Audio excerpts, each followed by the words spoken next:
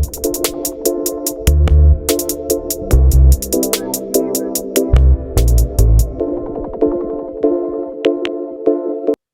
right, welcome to the Fantasy Fanatics Podcast. I'm your host once again, James, and I'm joined once again by Nate. What's up, man?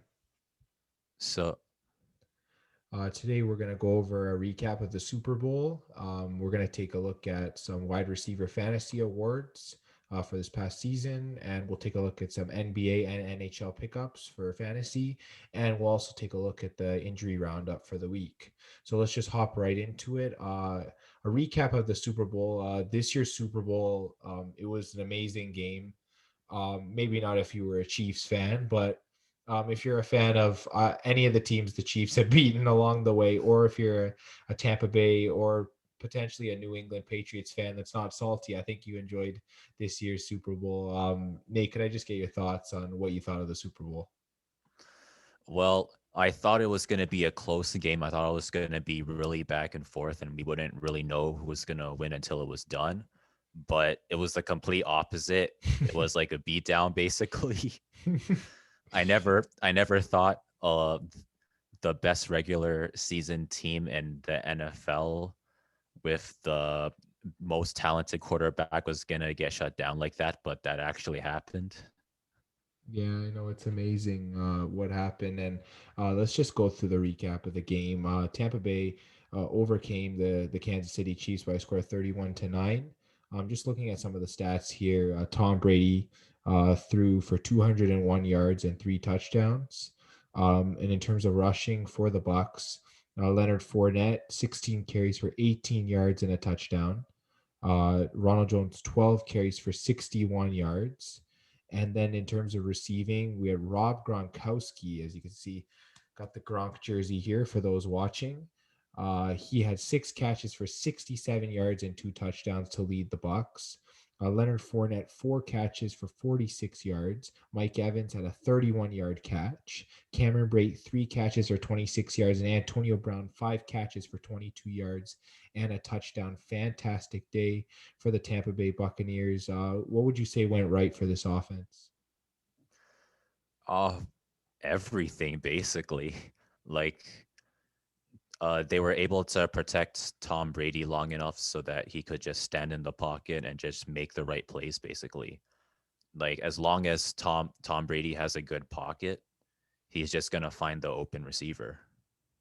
Yeah, I can totally agree. And the thing about Tom Brady is that even at his age, he has that competitive mindset. He has that playoff mindset where he just steps to another level in playoff games. And I mean, just a prime example of this past weekend. Like he knew that this is the biggest game he's played in his career. He's going for Super Bowl number 7.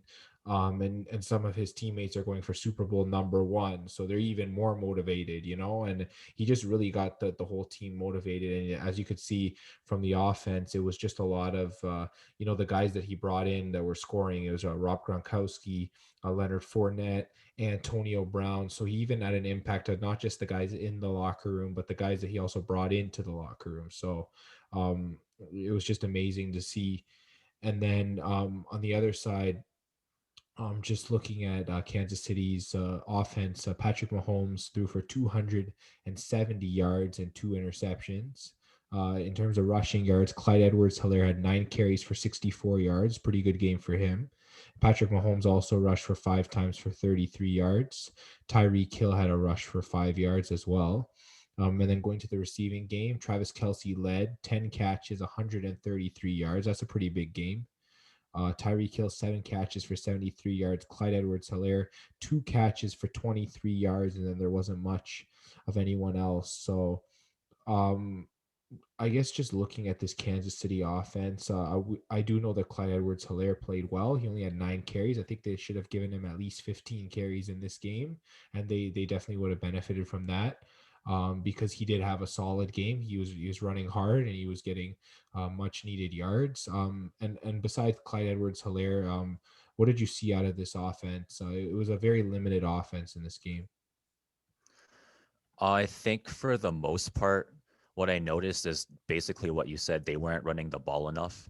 And it's not like they weren't getting to the end zone because Mahomes had 270 yards. It's just that they couldn't push through the end zone. They couldn't push through the red zone into the end zone.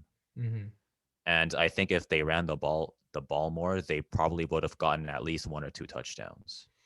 Yeah, I just feel like that as a whole, this team they just didn't produce when they really needed to. Now getting to the Tampa Bay defense was solid. They held the best offense in the NFL to 3 field goals in the Super Bowl. Just take that in.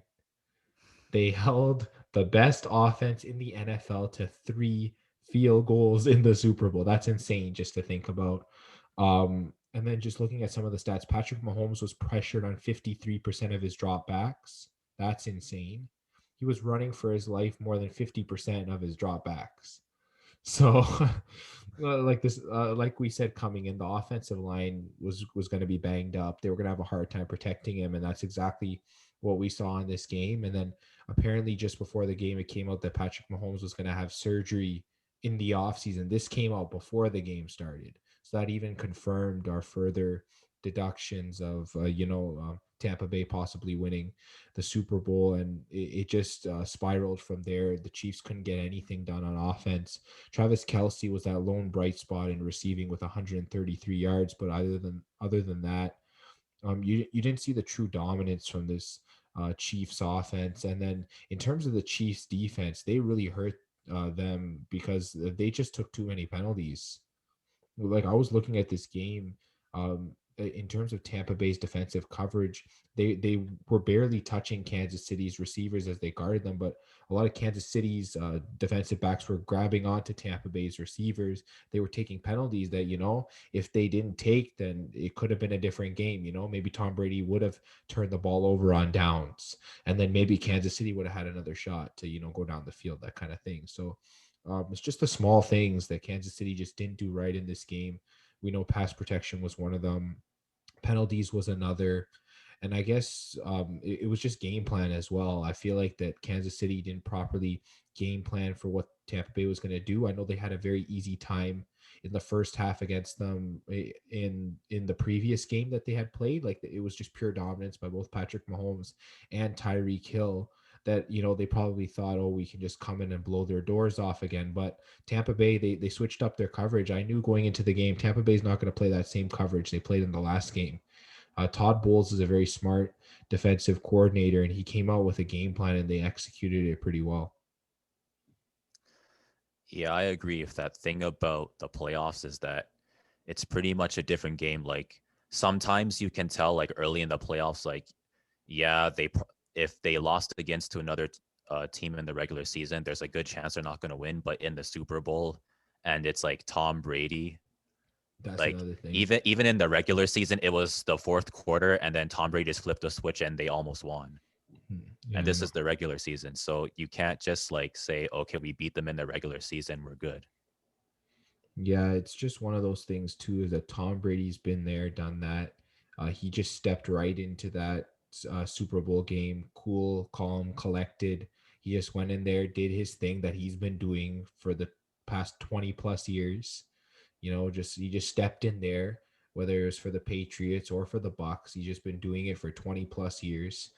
His confidence couldn't be shaken. The only interception that he threw was called back because of a flag, and it wouldn't have been an interception, taking a look at the penalty. So Tom Brady played a clean game. That's what we were talking about heading in. He threw 3 interceptions last game against Green Bay. Everyone's like, oh, if he does that against the Chiefs, Patrick Mahomes will burn him. But guess what? Tom Brady didn't throw any interceptions. He played very well for a 53-year-old 53 43-year-old quarterback. And yeah, he just played amazing. I mean, who knows, he might play till he's 53. The way he's playing, I mean, he wants to keep playing past 45, so I guess you'll never know. Honestly, I feel like we're gonna be like 30 or 40, and we're still gonna see Tom Brady going for Super Bowls at 60 years old. He's gonna be 65, and he still has a cannon for an arm. Man. Yeah, honestly, Tom Brady's my favorite player. I love to watch him for as long as I can. Like, just he's been doing it at this level for so long, and also making everyone else better on the team. We saw a prime example of that elevating guys like Antonio Brown coming in, elevating a running back that was maybe struggling like Leonard Fournette, elevating guys on the defense. I know guys like Murphy Bunting and some of the others in the secondary, they were struggling earlier this year, and they really just turned it on in the playoffs. Like when you have a guy in the locker room like Tom Brady, like his confidence and his composure, his competitiveness just spreads around the room, and this entire team benefited from it. And I just want to say, in terms of tying this back into fantasy, I think Tampa Bay should be the number one defense drafted next year. I don't know what you think about that, but I think they should be.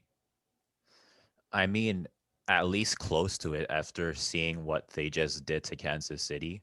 Like, if they can shut down Kansas City, they can pretty much shut down any team in the league right now. Yeah, that's what I'm thinking. I just want to take a look at some of the draft rankings for defenses right now. I'm pretty sure they're up there with teams like maybe Pittsburgh. I'm not sure what other teams we got here. I just want to take a look at this here. In terms of defense, um, I guess they do have Pittsburgh up at first, along with Baltimore and the LA Rams. That does make sense. But I guess Tampa Bay will definitely be moving up after this game. I don't believe these rankings are adjusted. So I believe Tampa Bay should move into the top five. They're definitely a must own defense for next year. The way they played, I don't know how many of their players are free agents. I haven't taken a look, but they are trying to bring players back. I know Mike Evans did say that in an interview that he would play for less money, or someone did mention it. So I believe that if these players want to keep their team together, that they will come back for less money. And Tampa Bay might be one of those teams that can have continued success for the next few years. So we'll definitely have to see about that. Yeah, I feel like a Tampa Bay is going to be like that one team in fantasy that you want to get a player from Tampa Bay. Yeah, I feel like that's the case. In terms of fantasy for next year, though, it's going to be hard to say considering I believe Chris Godwin's a free agent. Antonio Brown might be a free agent as well. So I don't know which ones are coming back. I think they both want to come back, but I think Brown might be the guy that might have a higher chance of coming back. Godwin's young, so he might go and try and get the money. Is what I'm thinking. So a team that's willing to pay more. I know Tampa Bay will definitely be near the top of the salary cap, considering they're paying Tom Brady like what, like 25 million, and then they're paying the rest of their team. So it's that kind of thing. So you just got to look out for that. I know Gronk said he's coming back. Brady's coming back. Coach Bruce Arians is coming back. So I think they're going to try and keep this team together as much as they can. But in terms of Kansas City, what do you think their steps are for next year for them to try and get to a Super Bowl again and potentially win? Well, I think it starts with their line. Obviously, their line was injured, so they didn't have a lot of control over that. So I guess the next step would be kind of to try to increase their depth at the line, because I think the most important thing is to try to protect Mahomes as much as possible. Like when he's comfortable, he's like pretty much unstoppable.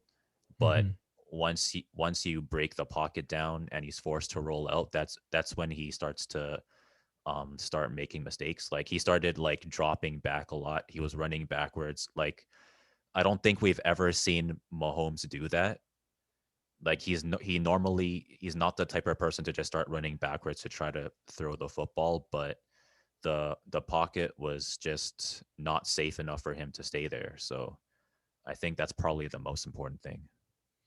Yeah, I think in terms of fantasy for next year, I think that to both Tyreek Hill and Travis Kelsey will be going in the first round of most half PPR 12 team drafts. I think that's pretty much a given. Travis Kelsey was dominant as a tight end. In terms of fantasy relevance, I believe he is a better tight end than George Kittle and others. Kittle's very close to him, but I think in terms of production, Travis Kelsey is the defined number one.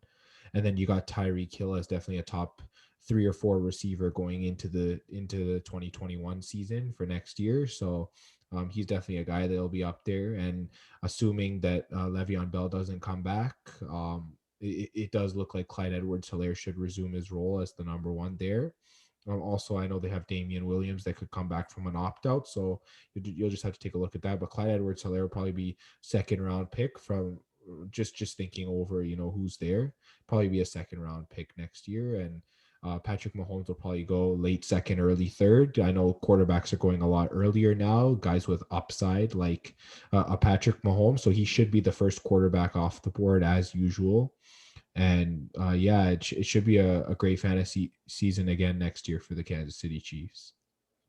Yeah. Speaking of Edwards Solaire, I was wondering about how his fit on the team is going to affect his performance, because we've seen that kind of Mahomes' production is kind of like overshadowing his ability. He's a good running back for sure, but Mahomes is so talented that he kind of just does everything himself. So I was just wondering about your thoughts on that.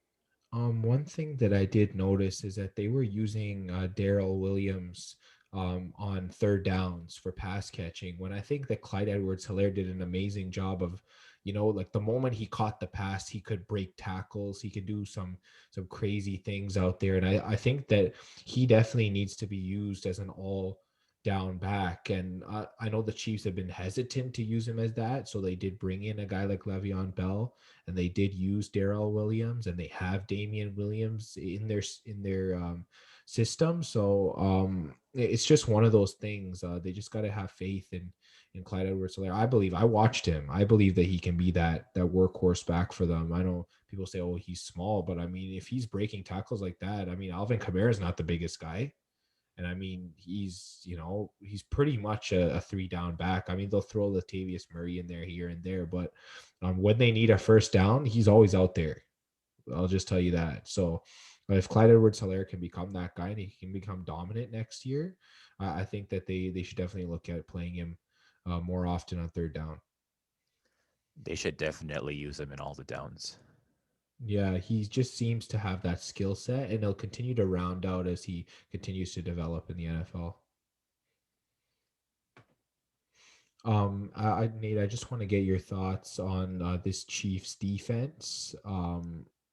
They're a very underrated defense. I know that they did have a lot of problems, but that was because of the talent level of this Tampa Bay offense. Like when you have three guys that could be number one receivers on teams like Chris Godwin, Antonio Brown, and Mike Evans, then you got a guy like Rob Gronkowski, who's statistically the best tight end of all time, and you got Tom Brady throwing to them. You got two number one running backs in Ronald Jones and Leonard Fournette. Like they just had the privilege of just being able to roll out number ones in every position. And it was just insane. Like I can't even blame Kansas City's defense for this. That team was just too talented. Um, I don't know, what's the outlook for this defense next year? Do you think they need some more pieces? Do you think they were just unfortunate in this game? I don't know. Do you have any thoughts on their defense? It's really hard to say, because it's like you said, there's just way too many number one guys on that team. Like probably the reason why they were getting a lot of flags was because they've been struggling in man coverage. Like they're like, some teams have one number one guy and it makes man coverage a problem, and they have five number one guys. So it's like there's not a lot you can do. So I Mhm. think that you can't really say like, oh, they got destroyed by Tampa Bay, they're not a good defense. Like if you saw them against Buffalo, they shut down Buffalo. Yeah, Like I think, yeah. I understand what you're saying. I think that they definitely need some more players, especially at the linebacking position. I feel like that yeah. they're lacking. I know their defensive front's very good. They got like Chris Jones, Frank Clark, and others, and then their secondary's been good with like Tyrann Mathieu and some of the others that they have back there. But I guess just looking at their middle linebackers, I think they just need a little bit more from there. Maybe I don't know where they're drafting. Maybe they want to draft someone, to make tackles and so on. Because I felt like that. They were kind of lacking in that area. But like I mean, their coverage was good most of the time. It's just that Brady found a lot of passes underneath, and that's where you need your linebacking core to be solid. Like look at Tampa Bay. Levante David and Devin White are two of the best linebackers in football, and they even covered like defensive backs. They were so quick. They took away all the passes underneath for Patrick Mahomes. So Patrick Mahomes was forcing the ball out deep. But then guess what? they had four guys up deep. So, you know, like the way they did their coverage was amazing. They had the five guys pressure up front. Then they had those two guys in the middle, linebackers, White and David, and then they had their four defensive backs guarding the outside, and then they could even throw in another defensive back, and they could take someone away from the line, and even in four man defensive ends, they could get pressure, and it was just like Patrick Mahomes, like whether it was a five set, a four set, Tampa Bay was able to pressure him. That offensive line couldn't hold. They had good pass protection, or not pass protection. They just had good defensive coverage in both the middle area and in the deep secondary. So what Tampa Bay is doing on defense, that's the recipe for success. That's all I have to say. Yeah.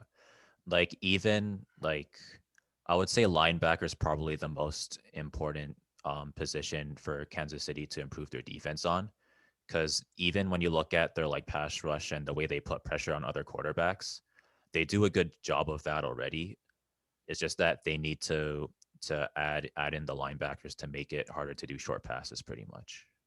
Yeah, and I know most of their blitzes rely on a secondary blitz, so they'll send in someone like Tyrann Mathieu. And if they could do a lot more linebacker blitz, I feel like they could get more pressure, but at the same time have good coverage because Matthew's one of the better safeties in football. He's able to roam around, he's able to make plays, and they need him back there. So if they were able to get more linebacking pressure, I feel like it would be a lot better for them. Tom Brady, he was sacked maybe once or twice the whole game. Like he was barely touched. It's like one of those things. Like I don't know what the stats are on that. Yeah, Brady was only sacked once the whole game by Frank Clark. That was it. You know, like well, you got to sack him more than once if you're gonna keep him from throwing the ball. And he was just able to get the ball out efficiently. It's just one of those things. So I mean, it was a good Super Bowl matchup overall. I think definitely if Mahomes wasn't limited in terms of, I know he's battling an injury, and his offensive line was also battling injuries. I think it could have been a better Super Bowl, but I think Tampa Bay was destined to win. I don't know what are some of your final thoughts on the Super Bowl. I think that um I feel like Tom Brady always had the advantage. I think he was slept on a little bit because he was old. But like his play style has never been based on athleticism. It was always based on reading the field and being able to throw. That's basically his game in a nutshell. As long as he can throw and as long as he can find an open receiver, he's good. So Yeah, it's and yeah. then and he has a good team around him. So it's like he always had a chance to get to the Super Bowl. Yeah, I heard it said this way, like Tampa Bay, they've been drafting, they've been building their team, and then last year they got to 7-9. They felt like they had a good team, but they only got to 7-9.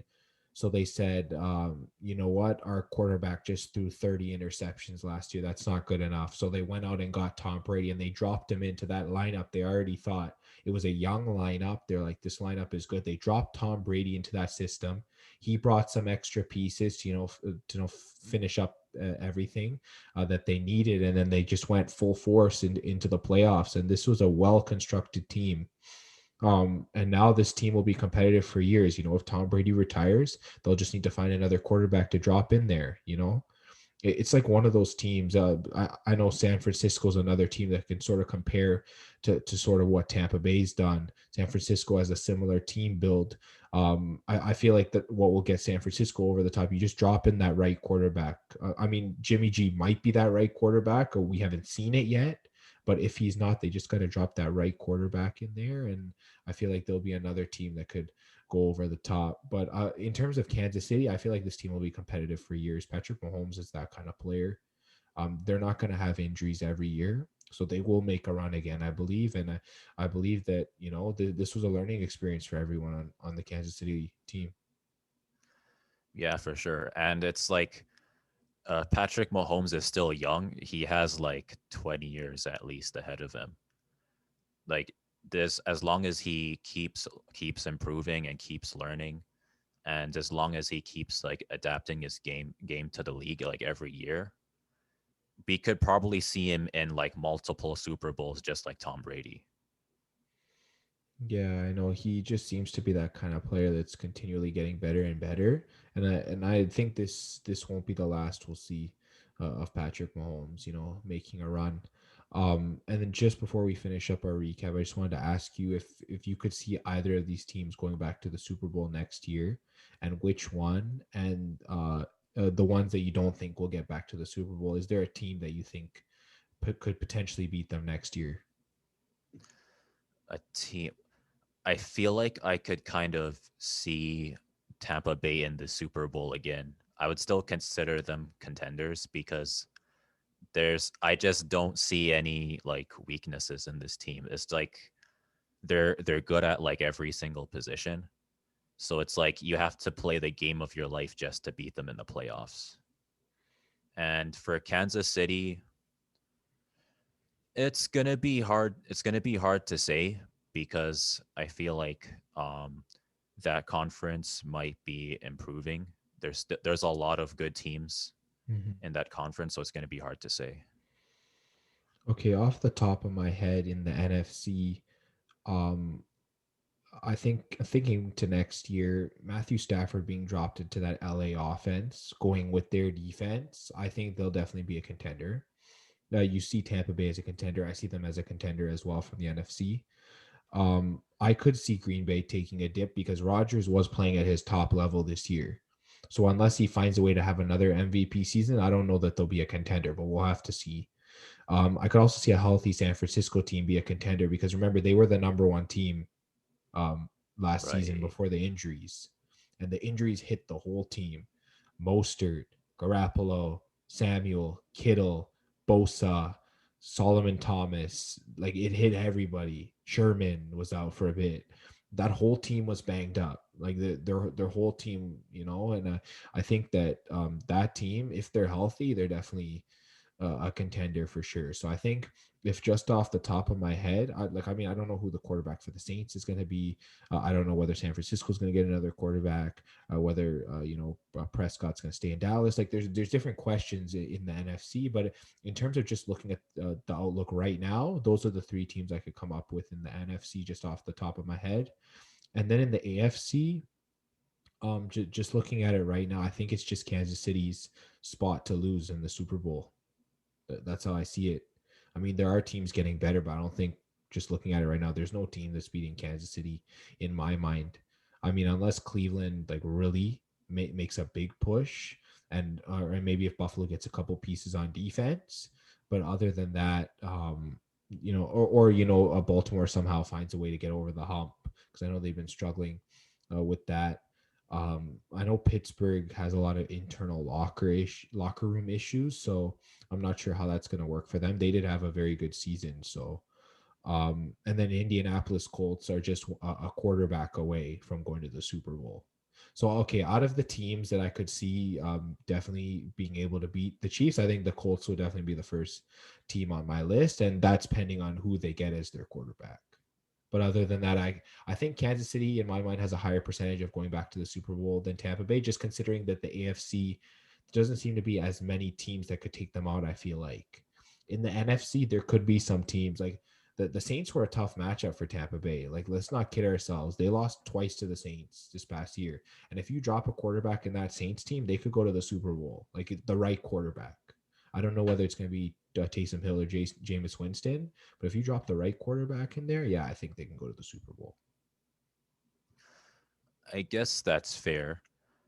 I guess even from like the Kansas City side, like the closest game they had was versus the Browns, and even then it was like the the Chiefs didn't really have that much of a problem against the Browns, and they pretty much just like they handled every team. So I guess I could see why you would say that Kansas City has the highest percentage to make it back in the Super Bowl. Yeah, and then just looking at the Colts, I know a lot of Colts fans are complaining about Philip Rivers. I don't think he played bad, but I feel like his ceiling is not the ceiling of some younger quarterbacks that you could drop in there. Like I know there's a lot of rumors around Carson Wentz. I mean, if Carson Wentz can be linked back with his former coordinator, who's now the Colts head coach, Frank Reich. And if he can sort of fix some of the issues that Carson Wentz had last year in terms of like forcing throws, maybe not turning his shoulders properly when he throws, just fix some of those mechanics that he had during his MVP level season. I mean, he could be the quarterback that puts him over the top. I know they're saying Aaron Rodgers probably won't go anywhere outside of Green Bay, but I mean, there's other quarterbacks they can look at. So they might draft a quarterback, but they definitely need someone there right now while this team is in their prime. I think the Colts can definitely make some noise next year for sure with the right piece in there. So Yeah, I guess that makes sense. yeah, so I think this was a great Super Bowl that we just watched. I know that it might not have been great, like we said, for Kansas City fans, but I mean, as a lifelong Patriots fan, it was nice seeing Tom Brady and Gronk, both being there, winning it again, even if it's not with the Patriots. They're two of my favorite players growing up, and it's just nice to see them have success still. And I mean, as a Cleveland fan, I guess you're probably happy that they got back at the Chiefs. Yeah. Yeah, honestly, I think this was just a good playoffs overall. Like Cleveland made it back to the playoffs for like the first time in how many years? Like it's been at least 20 years. And I mean, And Buffalo finally won a uh playoff game. Baltimore finally won a playoff game. Some teams that hadn't won playoff yeah. games in a while, they won games. Cleveland won a playoff game. So, I mean, yeah, it was definitely a good year. Yeah. I think that like next year it the a lot of the teams are gonna I think they're gonna like kind of improve a little bit, and I think the playoffs might be even better. Yeah, just before we wrap up, one non-playoff team from each conference that you think will make it, just off the top of your head. One team that missed the playoffs this year from each conference that you think might sneak it in, Ooh, just off the top of that's your head. hard to say, to be honest, I think off the for top of my me, head. for me in the NFC, San Francisco. If they're healthy, they're back in. That's one team that I definitely say will be back in. And then in terms of the AFC, let me think here. I know it is tough to say because now they added 7 playoff spots. Um, let me go with the Miami Dolphins. I actually think that I mean I want to go with the New England Patriots because they're my team, but I don't know if they'll have enough pieces. I think Miami could just because if Tua continues his development, or if they get another quarterback in there, maybe like Deshaun Watson, or they get Carson Wentz, or whoever. I think that this defense has already proved that it's improved. They might be looking to draft a wide receiver so that might improve. Have someone beside Devontae Parker. And, I think that team could definitely sneak into the playoffs next year. So I think I'll go with those two teams. I guess just to be different, I'll say Patriots because of Belichick. Yeah, I mean, like he's Bill Belichick. He'll, Yeah. And yeah. I was wondering, what are your thoughts on, let's say, like a team like the Chicago Bears or something like that? Like they have a really good defense. It's just that they need a couple of more pieces, and maybe they need to upgrade their quarterback. Didn't were they in the playoffs this year? I'm pretty sure they made it. They were in the 7th seed. Were I'm they? pretty sure they. Yeah, yeah. Okay. Yeah. I mean, we could go with the Arizona Cardinals. They're the team that got bumped out. Right. We could, Right. yeah, Right. we could go with them because I mean they have. I mean, Kyler Murray's just getting better and better every year. You got DeAndre Hopkins there. You got an improving young defense. And I mean, if Cliff Kingsbury can sort of get it together as a head coach, I mean, he hasn't really been as influential as many people thought he would be coming in. But if he can really get this team together, I think Arizona could be another team that gets in. I think all 4 teams from that division are good. You got Seattle, you got the Rams, you got the 49ers, and you got the Cardinals. They're all good. That division will be strong for years. If everybody is healthy, that might be the toughest division in the league. I mean, here's a hot take. I could see 3 teams making the playoffs, and the one team not making it could be the Seahawks. So that's the division winner this year. So yeah, the tide's changing in that division. So uh, it's definitely something to look out for. But yeah, we'll talk about it more in the upcoming weeks. We'll definitely have some more football content here, even though there's no more football games going on. We'll definitely try and get some rankings out sort of as soon as the draft and free agency happens. Around there, we'll try and talk some rankings in terms of fantasy, and just talk about some of the signings and some of the players that were drafted. So I think we'll definitely come up with some sort of a schedule for that, and we'll definitely keep everyone that listens to this podcast updated. And once again, just thank you for listening to our Super Bowl recap. We enjoyed this year's Super Bowl, and we can't wait for next year's. And now we'll go to the wide receiver awards for this season on the Fantasy Fanatics podcast. All right, welcome to the Fantasy Fanatics podcast. We're going to be talking about the wide receiver awards this year for fantasy football. I'm joined once again by Nate and by our injury expert, Victoria. What's up, guys? Hey. So Let's just dive right into the wide receiver awards of the year. We'll start with the consistent wide receiver award. Nate, let me start with you. Who do you have winning this award, and who's your runner up for this season? for this year, I think the award has to go to Devonte Adams. But for the runner-up, I put Tyreek Hill. They're both really good players, especially Tyreek Hill. He's like again, like he's one of the best wide receivers in the league. Same with Devonte Adams. Devonte Adams had 22.1 fantasy points per game, and he had 18 touchdowns for the season. And Tyreek Hill had 19 fantasy points per game and 17 touchdowns. And Tyreek Hill has his catch rate has been under 50% only once. He had only one game where he couldn't catch. And I think his highlight game for the season was the Tampa Bay game. He had 51.40 points, and he had 269 yards, 3 touchdowns, and his catch rate was 86%. So that's pretty nice. And Devonte Adams hasn't been under 500 in catching this season, I think.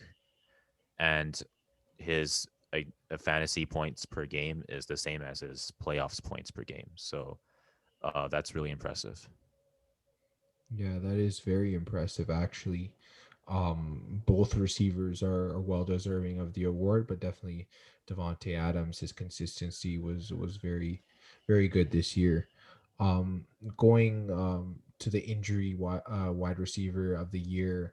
I know, Victoria, this is sort of your expertise. Maybe we could talk about the injuries of both your winner of this award and the runner up.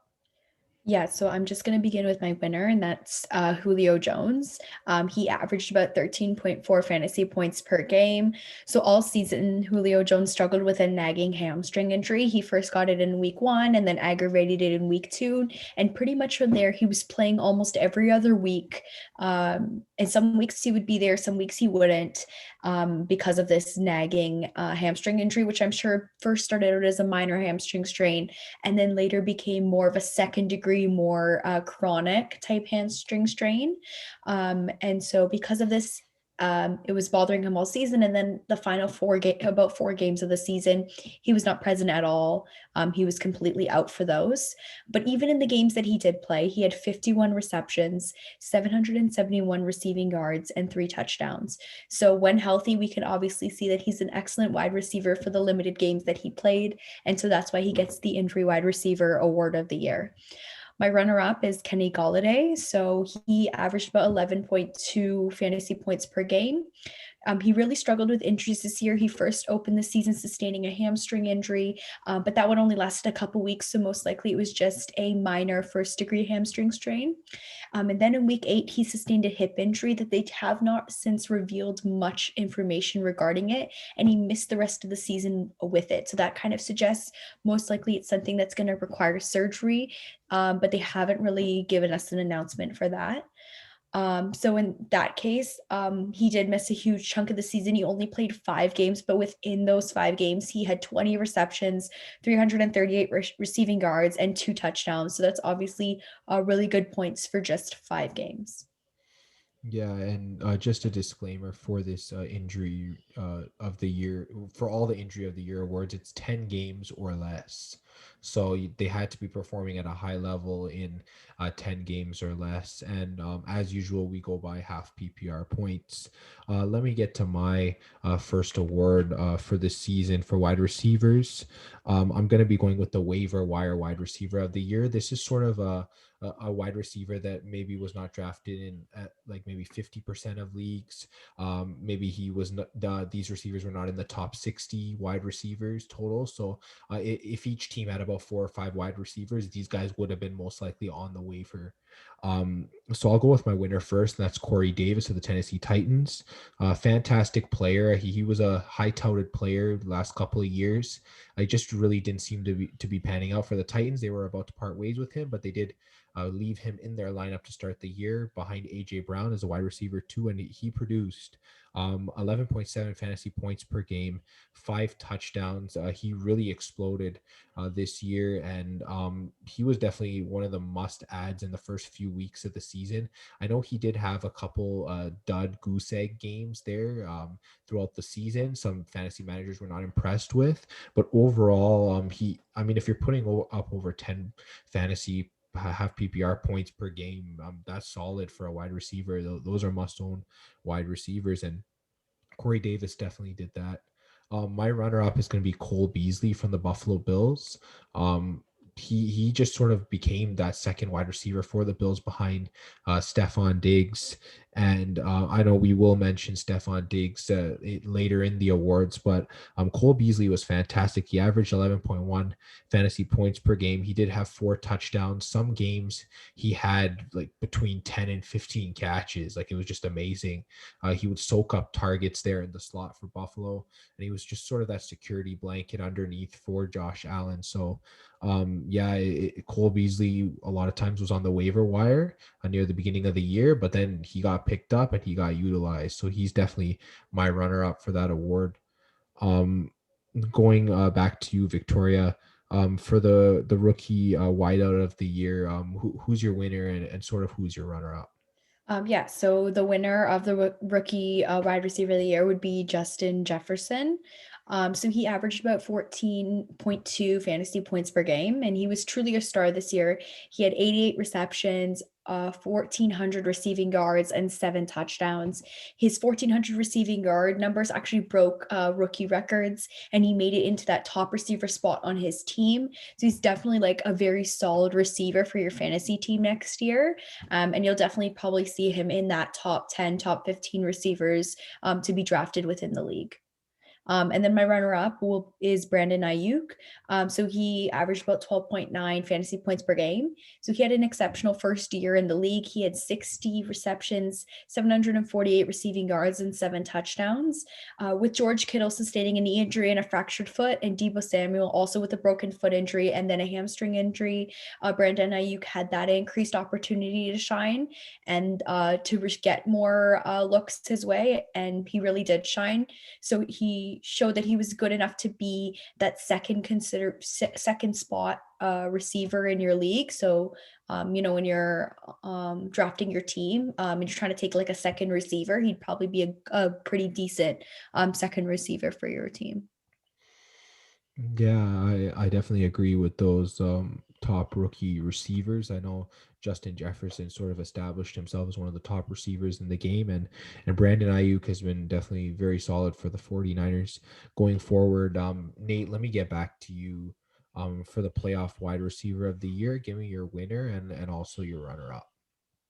So the winner of the fantasy playoff wide I should have receiver said of the that. year Yeah. Weeks is 14 to 16. yeah. So that's Stephon Diggs. So, he had 27.1 fantasy points per game in the playoffs, and he had eight touchdowns for the playoffs. I think it might have been 8 touchdowns on the season. I'm not sure how many he had in the playoffs. I can pull it up. Let me see here. Stefan Diggs during the playoff weeks. So week 14 against Pittsburgh, 15 against Denver, and 16 against New England. He had a total of 4 touchdowns. So half of his touchdowns came in playoff weeks. Yeah, that's pretty clutch, I think, for that week. And for the runner-up, that's Devonte Adams again. He had 22.1 fantasy points per game. So as we said, his consistency was really high, and he had 18 touchdowns. And I think this year, Stephon Diggs, he led the league in reception yards this year. He had 1,535. So this isn't just all receivers. This is every single position in the league. So he's led the league in receptions for every player. And his lowest reception rate in the playoffs was 77%. So that's a pretty good low to have. And his highlight game, I think, of the playoffs was the New England game. He had 37 points, 145 yards, 3 touchdowns, and his catch rate was 81%. Devonte Adams, he was fifth in the league in yards. He had 1,374. His lowest reception rate in the playoffs was 70%, and his highlight game was against Tennessee. He had 37.70 points for 142 yards and 3 touchdowns, and his reception rate was 91%. So he basically only dropped the ball like once or twice. So that's really good. Yeah, I think I can agree with those playoff receivers. They were very solid, and most teams that had them did go on to win fantasy championships in the playoff weeks. So, those two guys I can definitely see as being main contributors. And then once again, I'm presenting the fantasy wide receiver of the year. And I am gonna go with Devonte Adams on this. Honorable mention. To Tyreek Hill, who is my runner up, and Stefan Diggs, so who's just an honorable mention for some of the things that you mentioned he did in playoff weeks, especially with that 3 touchdown game, unfortunately, against New England. I know that's a game I definitely want to wipe from my memory. 38-9 is not a score you want to be losing by, but yeah, I mean, at least we didn't lose by that in the Super Bowl, like Your Kansas City Patriots did. don't have Brady anymore. Well, I mean, Brady did it to Kansas City, so I'm not salty about that. I'm not a Um, Kansas City fan, so but yeah, just going back to Devonte Adams, he's been solid as you saw between his season points per game and his playoff points per game. They were identical, 22.1 fantasy points in half PPR, and that's very solid. That he was consistent for you, just going forward. Whether it was a regular season of fantasy or fantasy playoffs, and I just think that Devonte Adams will be the number one receiver off the board next year. I mean, 18 touchdowns in 13 games. He only played 13 games this year. That's insane. He had like a touchdown and a half every game almost. Like it was crazy. And then some of the yardage he put up in just 13 games was phenomenal. I believe he put up what was it, 1,300 yards. So that like he was averaging 100 yards per game, and he had 115 catches on the year. Just a solid overall campaign. And then just sort of moving on to Tyreek Hill. He was a solid player as well. He averaged 19 fantasy points per game, and he had 17 total touchdowns. I believe some of them were also rushing touchdowns. So he was fantastic this whole year. And Tyreek Hill, just being a byproduct of that Kansas City offense, he's always going to be solid. He has that running talent, that quick speed. He can run the ball from the backfield. He can get past any defender and catch the ball. I know he had a rough Super Bowl, but in terms of fantasy, he's always going to be solid. He was the 17th ranked player at the end of the year. And he was just very solid overall. He had 123 rush yards, and he had 1,200 receiving yards. So, I mean, just solid stats overall. I mean, you could have put Stefan Diggs in there too. Like you said, he had the most reception yards in the league this year. So, those two are interchangeable for me for the runner-up. But definitely Devontae Adams was the fantasy wide receiver of the year. I think we can all agree with that based on his stats, and that he only did all of that in 13 games. Imagine if he had played a full 16-game season. I think he would have shredded all of Green Bay's records, much less some of the records in the league. He probably would have come close to what Calvin Johnson and Jerry Rice have been able to do. So yeah, solid campaigns from these group of wide receivers, and I can't wait to see what next season brings for the receivers. If you guys have any other input, Nate, I can start with you. Um, I think this was a good season overall for most of, well, pretty much all I guess all the ones that made it far in the leagues and they weren't injured. Um, Julio again, he's still one of the best wide receivers in the league. He just again he got injured, but hopefully next year he'll be healthy and he'll be able to put up some crazy numbers. I know the Falcons have kind of missed having him on the team, Mhm. but yeah, hopefully next year it'll be better.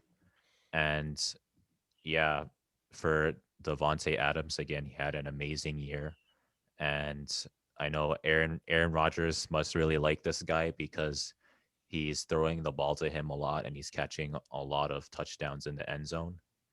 And yeah, it's been a good year for most of these guys.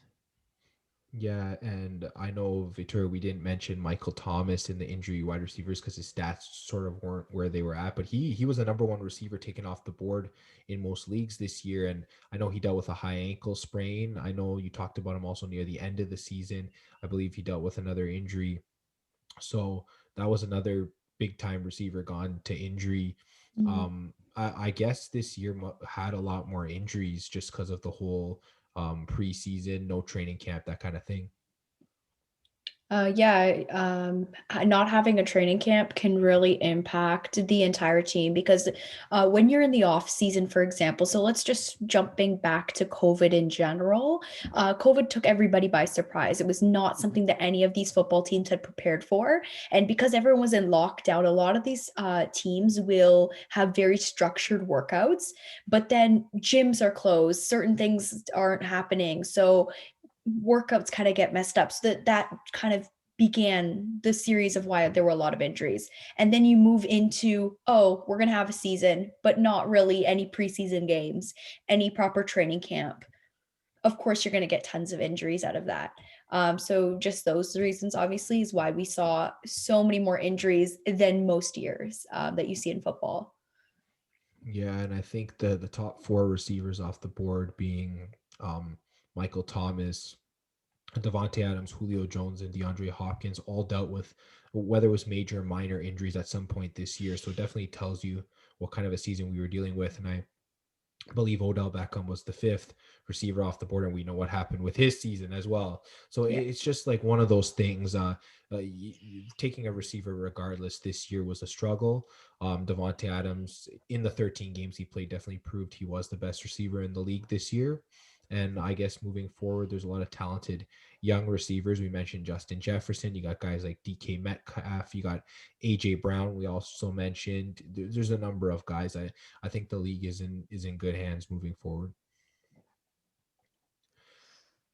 Yeah, so I think that's the end of our fantasy wide receiver awards. Tune in next week and we'll cover tight ends, who we think the winner of the award should be for tight ends.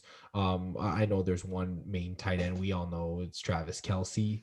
He's probably going to win a number of awards next week, but we'll see what other tight ends end up winning awards. I think it'll be a fun podcast. Thanks again, guys, for today. No Yeah, for problem. sure. I thought you were going to say Gronk there, by the way. Well, I mean, whenever you talk about some of the best tight ends of all time, you got to talk about Gronk. But in terms of fantasy, Kelsey killed it this year. Yeah. Kelsey absolutely killed it. So Yep, I because mean, he was he the is a only 24/7 consistent. champ. Yeah. yeah. Well, Kelsey was the only consistent person on my fantasy team this year. Well, I mean, he did cost a first round draft choice for most teams that did have him. So it was worth it either way, and he'll definitely be going in first rounds again this coming season. But yeah, that's sort of the end of our of our wide receiver awards. Thanks for joining us again this week, and we'll move into the basketball portion of the podcast. All right, welcome to the basketball portion of the Fantasy Fanatics Podcast. I'm joined once again by Nate. What's up, man? So, We're going to be talking about some pickups for fantasy basketball this week. Just some players you might be able to add, whether in shallow or deep leagues, under 50% owned in Yahoo standard leagues. And we'll just also talk about, a general outlook on the NBA, as well as preview some upcoming games in this next week. So, just going with pickups, I'll start with a couple, and then I'll get to you. Let's start with Jakob Pertl from the Spurs. I know LaMarcus Aldridge has been out with an injury, so Pearl just seems to be the guy that's stepping in, and he looks like he's going to be starting most games. So he's definitely someone that needs to be added. Um, he has played well over his past few games.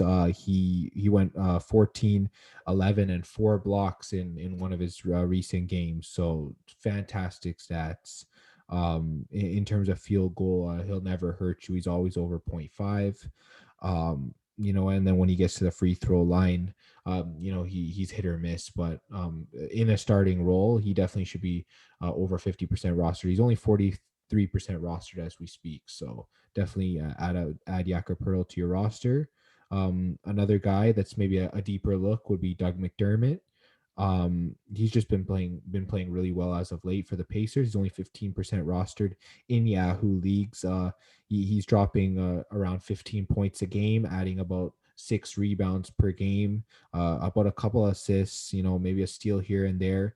Low on turnovers as well. If you have a turnover problem on your team, McDermott's definitely one of those guys you can add, and he won't hurt you in his percentages. So I think he's a good look, especially if you're in a deeper league and you need a guy that's going to sort of elevate your bench. McDermott's a guy that you can look at. And yeah, before I get to some of my other picks, Nate, let me go to you for a couple picks. Who do you like on the waiver wire?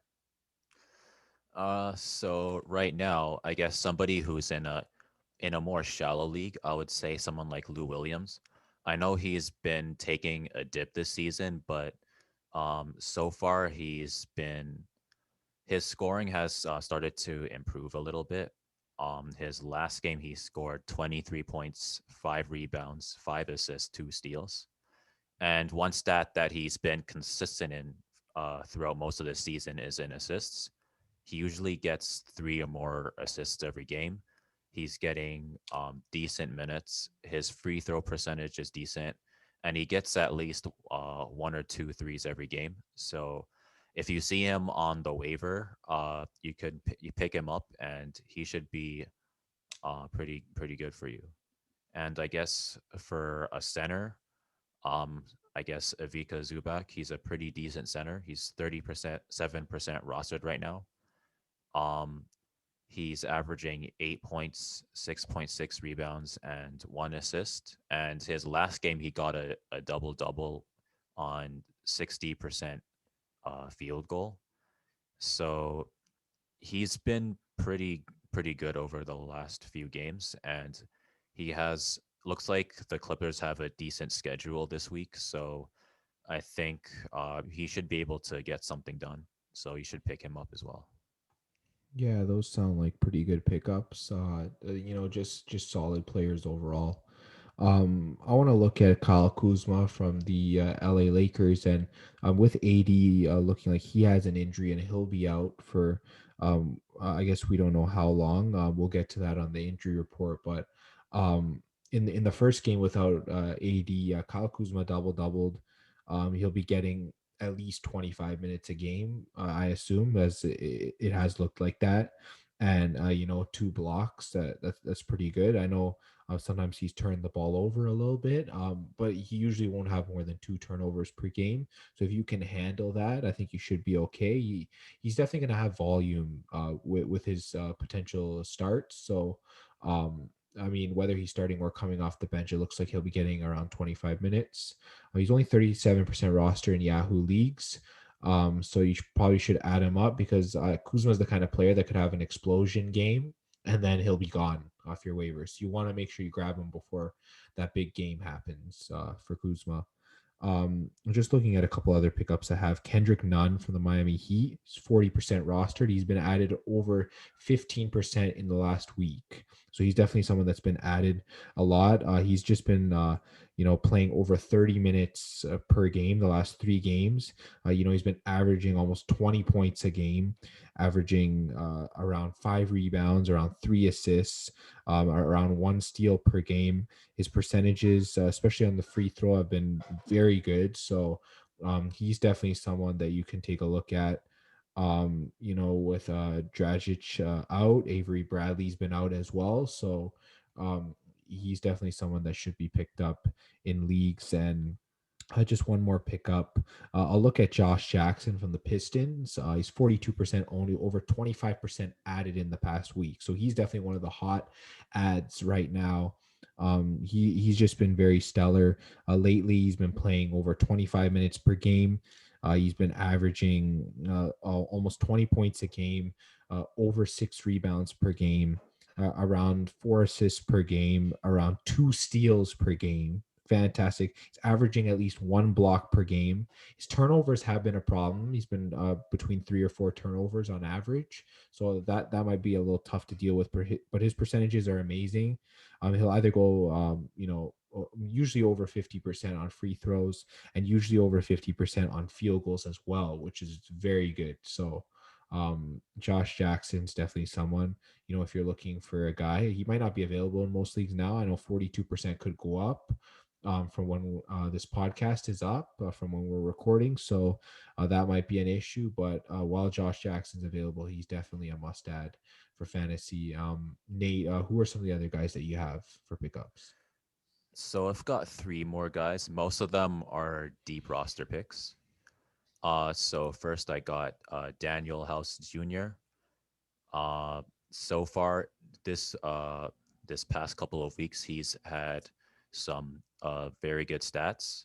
His last game, he got 13 points, 8 rebounds, 5 assists, 3 steals, and he had only 1 turnover, and that's really good.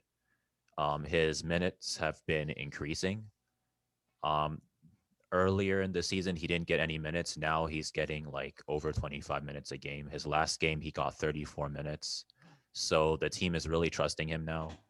He shoots a lot of threes, um, and his field goal percentage is pretty decent as well. And he gets to the line as well. So he's a player that off the waiver he can get multiple categories. The only category he can't really get anything for you is blocks, but like everything else, he can probably get something for you. So if you see him on the waiver, you should definitely pick him up. And my next pick is Denzel Valentine. His minutes have been increasing because Laurie Markkanen is hurt right now, so they need somebody to kind of fill in that spot. And right now, they're trusting Denzel Valentine to kind of fill in the spot until he comes back.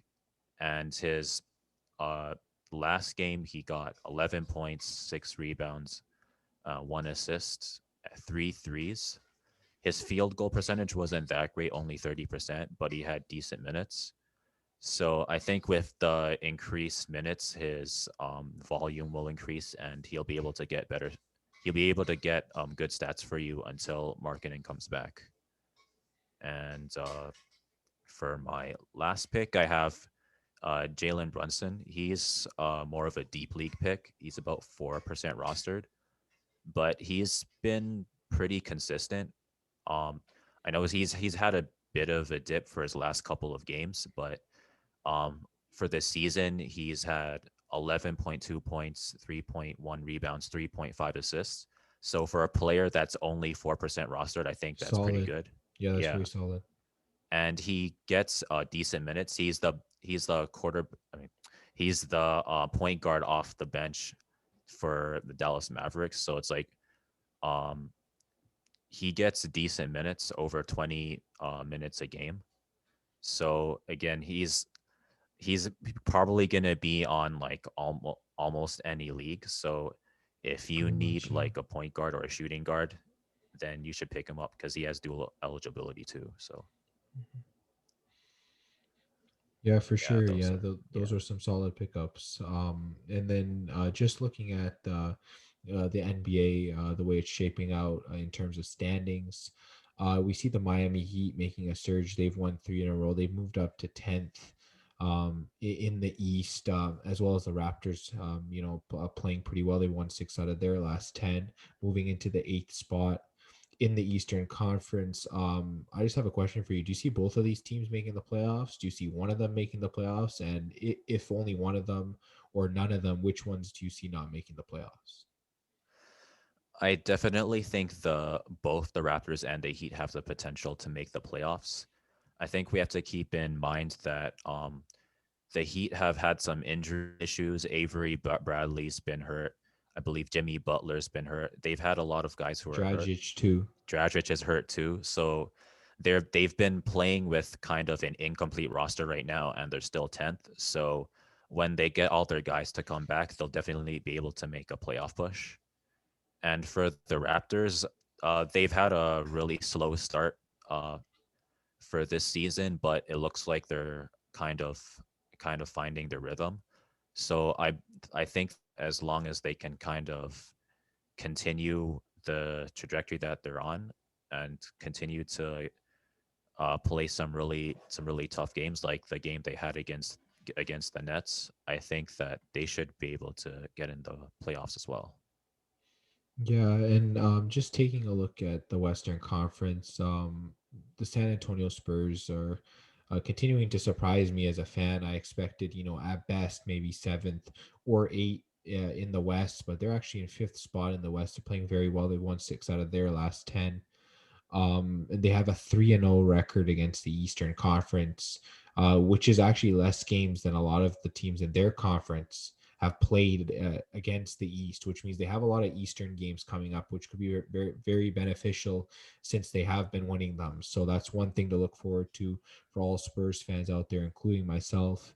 And just looking at some of the teams that we didn't expect to be so high, a team like Sacramento sitting in seventh. What's your opinion on the Kings, and can they keep this success going as they've won four in a row? I think they've played amazing. The Kings have been kind of a team that's kind of always been lower in the standings. Um, they've it's always been like they've had kind of some promising players like DeMarcus Cousins, and I'm sure Kings fans have always felt like they should have been able to make some kind of playoff push at some point, and it looks like they're going to have their chance this year. So hopefully they'll be able to keep up their play. They do have decent players, and they've been on fire. So we'll see. Yeah, we'll definitely see about that.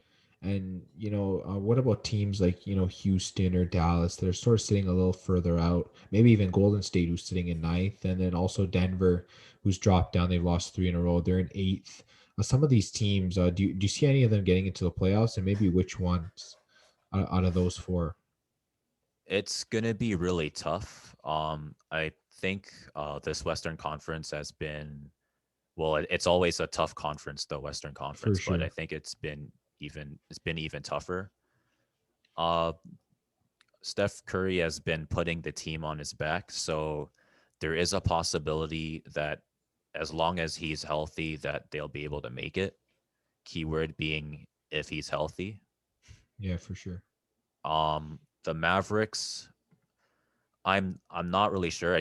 They could just be in a slump. It could be like kind of like what the Raptors were going through. They just had like a slow start.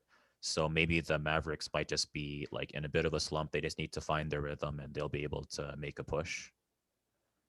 For the Rockets, it's gonna be hard to say whether they'll be able to make it because they just kind of again they did lose James Harden. They do have Oladipo and John Wall though, so there is a possibility. But again, they have two new players. They still need to kind of figure out how they're going to orchestrate the offense a little bit. Maybe not. They may not make it this season.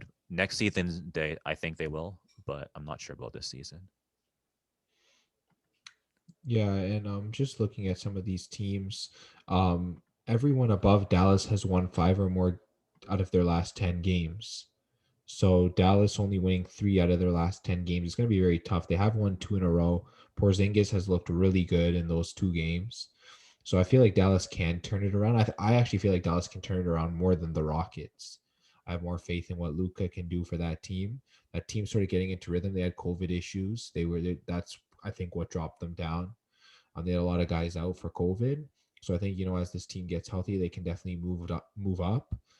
Denver should hold their playoff spot. Actually, I like Denver more than Sacramento in terms of holding their playoff spot. And then in terms of teams that can get in, I mean, yeah, like you said, don't count out Golden State. They got Steph Curry. He's playing like the best player in the world right now. So, he's playing at such a high level, and he can take that team as high as he wants to take them. So we'll definitely have to go from there. Transitioning from that into just some games that we like this week. Maybe just give me a couple games that you like, and then I'll share some of mine, and so on. So I guess I'll start on the Thursday game. It's going to be Raptors versus Boston. Raptors right now are eighth, and Boston is third. So it's going to be a tough game for the Raptors, and they're trying to hold on to their playoff spot. But as a Raptors fan, I'm definitely going to be watching it. Hopefully, they'll be able to beat Boston, but it's always a tough matchup because they're both very similar teams. They're both very good transition teams. Boston, especially, they have really good scorers and they have a really good defense. So it'll be a tough game, but hopefully the Raptors can pull something off. And on Friday, there's the Bucks versus the Jazz. So the Jazz are first in the West, and the Bucks are second in the East. So two very high level matchups. I think that's going to be a really exciting game just for any basketball fan out there. Yeah, for sure. I think those are two solid matchups. Looking at Saturday's slate for a couple of mine. First, Brooklyn against Golden State. I know Brooklyn's been struggling as of late. They just haven't been able to either hold leads or just play defense. Period. They've lost 3 in a row as we speak. And I think Golden State, a team that's really trying to get over that playoff line. I feel like that'll be a good game on Saturday. And then moving to Monday, we got the 76ers against the Utah Jazz, the two top teams from each conference right now battling off against each other. So I think it'll be a fantastic game. We'll get to see the way these two teams are shaping, and if all the home seeds win in the playoffs, this could be a finals matchup. So it's definitely it's a potential finals preview, let me just say that. So definitely a must game to watch. Are there a couple more games that you have on the slate that you kind of like? So I've got two more games that I'm thinking about. On Saturday, there's the 76ers versus the Suns. I think that's also going to be a very exciting game. The 76ers are first in the East, and the Suns are fourth in the West. So it's, I mean, Embiid's been having a great season. The 76ers have really turned their team around. I think they're looking like, again, one of the contenders to make it to the NBA Finals. And the Suns have made a really big surprise. The addition of Chris Paul has really turned their team around, and it's going to be, I guess, another really exciting game. And Sunday there is the Lakers versus the Nuggets, and the Nuggets have been on a losing streak, so they need this win. Uh, they're eighth in the West right now. Lakers are second, so it's going to be tough. But the Nuggets need to hold on to that eighth spot at least, or even make it into seventh. It's going to be a tough matchup because LeBron is LeBron as usual. But I think the Nuggets should be able to do something against them. Yeah, speaking of the Nuggets, they have another tough matchup on Tuesday. They're playing the Boston Celtics. I think that'll be a big game for both teams. Boston just trying to stay ahead of Brooklyn. The Brooklyn's been struggling, so Boston sort of needs to keep their spot. And then, like you said, with the Nuggets, just sort of trying to move up in the Western Conference standings, sort of on a shaky eighth spot right now, having not played very well in their last 10, especially losing as of late. So definitely the Nuggets need to turn things around against Boston on Tuesday. Hopefully, if they pick up 2 wins against those two tough teams, you never know, right? The Nuggets could keep moving up.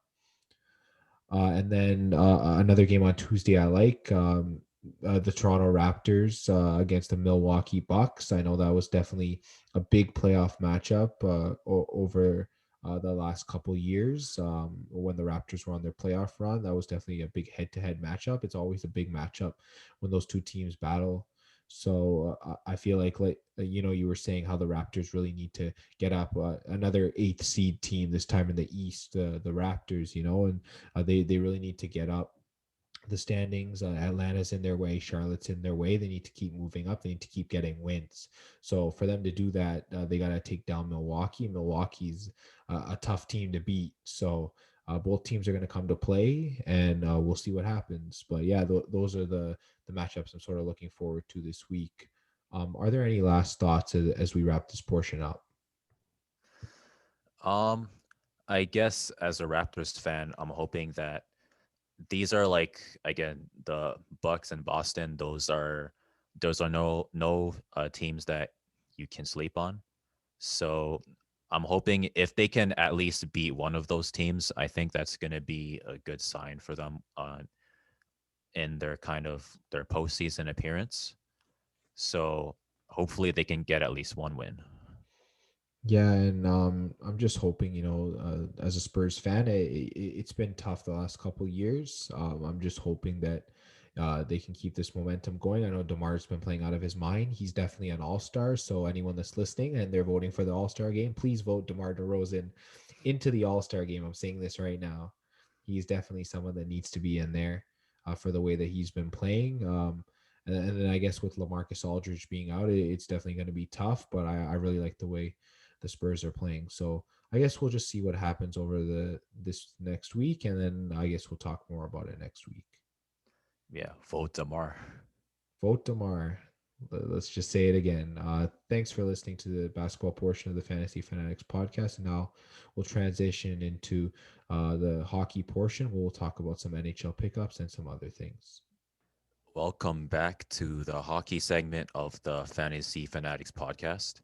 I'm your host, Nathan, and we're back here with our hockey expert, James Kumar. Hey, what's up, man? It's nice joining you. So this week we're gonna have some more pickups for you, and then we're gonna preview some games again. So, James, what are some forwards that you think people should pick up this week? All right, just a disclaimer. We had Zach Hyman on this list because at the time he was under 50% owned, but after the Wednesday game against Montreal, he's now owned over 50% in Yahoo leagues. He's just been on fire lately, playing on the first line with Austin Matthews and Mitch Marner in Toronto.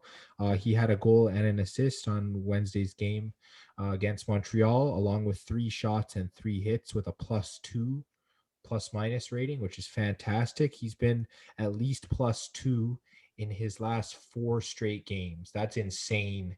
And if you need plus minus and he's available, just pick him up. He's like a plus minus gem right now. His total rank is 55 in Yahoo standard leagues, so it's definitely a must add. And then for the rest of my forward pickups, I want to talk about Jesse Puljujarvi. I've talked about him for a few weeks. I think a couple weeks ago I talked about him. He's playing on the top line with Ryan Nugent-Hopkins and Connor McDavid in Edmonton, and he's just been consistently getting about 3 shots per game and 3 hits per game. So he's definitely chipping into those categories. In his last 4 games, he's had 3 goals. He doesn't really have too much in terms of plus minus and power play points, but he won't hurt you in any of those categories. And he's just sort of that guy that's been getting, between 15 and 20 minutes per game. And he's got top end exposure with top end guys like Nugent Hopkins and Connor McDavid. So he's been added over 8% in the last week. He's owned just around 30%. So before he breaks out, he's definitely someone that needs to be jumped on. And then another forward I'm going to say is Jack Roslovic from the Columbus Blue Jackets. He was in that big Patrick Laine, Pierre-Luc Dubois trade. He's sort of the forgotten name in that trade, actually. He's owned around 30% Yahoo leagues right now. He was added 27% in the last week. Well, and it's just because of how crazy his point streak's been. He's on a 5-game point streak as we speak, with a total of about, oh geez, he's got at least like 9 or 10 points in that 5 game spread, which is amazing. He's been a +3 in those 5 games total. He's got some power play points. He's been taking quite a few shots, and he'll throw the hit here and there. So he's definitely a full category coverer. He plays center and right wing, which is nice. And he'll play about 20 minutes per game, as we've seen in the last couple of games. So he's getting the ice time. He's covering most categories. He's on a 5-game point streak as we speak. So he's definitely someone that you should be looking for. And then I'll also talk about Jordan Stahl from the Carolina Hurricanes. He does just only play center. He's only in about 30% of leagues, but he's been added in over 10% this past week. Jordan Stahl, he's one of those guys. Some games he'll get like 4 hits. I think in his last 3 games, I think a couple of the games he's had 4 hits. He'll have about 2 shots a game.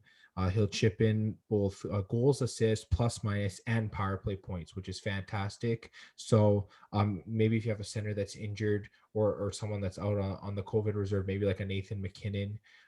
Maybe if you have, I don't know, some of the other teams that are out, maybe someone from Philly, if you've got like a Sean Couturier, if you got, any one of these guys that hasn't been playing because of COVID, maybe you have a Jack Eichel, and then you want to pick up Jordan Stahl, you want to add him into your lineup. He's a good center to add for sure. And then we've been talking about Carter Verhaeghe since day one. He was a deep league pickup, but I think now he's around 30% owned. So he's definitely more of a standard league pickup. Verhaeghe's just been solid. He's still playing on that top line with Barkov and Duclair. So he's still getting that top end exposure, playing close to 20 minutes a game. His plus minus has been pretty good, and he seems to be covering most categories. I know he won't cover too much in terms of hits, and he'll only have some power play points, but he'll always have shots. He's been getting the goals, he's been getting the points, and I think that's what matters in fantasy, which is why he's been a lot higher owned as of late. So I believe that's it for me for my forward pickups. But yeah, there's some really good options there. Those are some really solid pickups. I've got, I guess, a few forwards as well. I'll talk about Christian Dvorak first. Right now he's ranked 49th in the league. His +9 for the last day, so he just went up to 51% rostered. So if you're in a league that he's still available, I suggest that you pick him up. He right now he has 7 goals, 6 assists, and he's +1, and he has 27 shots on goal for the season. And he gets really decent minutes as well. His last game, his team won 4-3, and he had 24 minutes in that game, and he Wow. had 2 For a power play forward, that's a points. lot. Yeah, Yeah, wow. exactly. Yeah, that's a lot. And he had 2 power play points. Points, yeah. Yeah, yeah. 3 shots on goal, and he had 1 goal and 1 assist. So that's really good. So again, he may not be available because he's 51% rostered, but if you do see him on the waiver, I suggest that you pick him up right away. And the next guy I'm going to talk about is Nick Schmaltz for the Arizona Coyotes. Right now, he's 22% rostered, so he should be on most waivers. He has a dual position eligibility. He can be a center or a right wing. So if you need either of those spots, you can pick him up and he can fill those positions for you. He's ranked 87 right now, and he has 5 goals, 6 assists. He's +2, and he has 29 shots on goal. And he gets over I guess like 14 minutes most games. His last game he got 17 minutes played, so that's pretty good. And his stat line was 2 assists, 1 power play point, and 2 shots on goal. So if you see him on the waiver, you should kind of consider him. And I guess my third forward is Joel Farabee for the Philadelphia Flyers. He's 49% rostered, and he was added plus 13% for the last day. So um, you may not have a lot of time before he goes over 50% rostered. Um, he can play left wing and right wing. So if you have somebody who's injured from either of those positions, or you're a little bit thin at those spots, you should pick him up. Because he can do both. Right now he's ranked 67th and he has 6 goals, 6 assists. He's +6 and he has 28 shots on goal. So if you're really low on plus minus, you should pick him up and he should be able to help you out there. And my fourth forward is Dustin Brown. Um, he's at the Los Angeles Kings right now. He's 36% rostered, plus 10% for the last day. So he should be in most waivers, but he is going quickly. He's ranked 30 right now, and he has 6 goals, 5 assists. He's +4, and he has 25 shots on goal. And his last game, even though his team lost, he was still +1, so that's really good.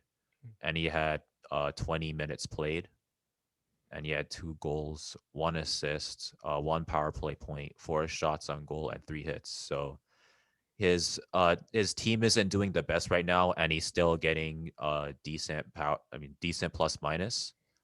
So even you don't have to worry too much about his plus minus affecting your team too much just because he's on a bad team. So I think that's a really good plus for somebody who's on the waiver. So those are the forwards that I thought people should pick up.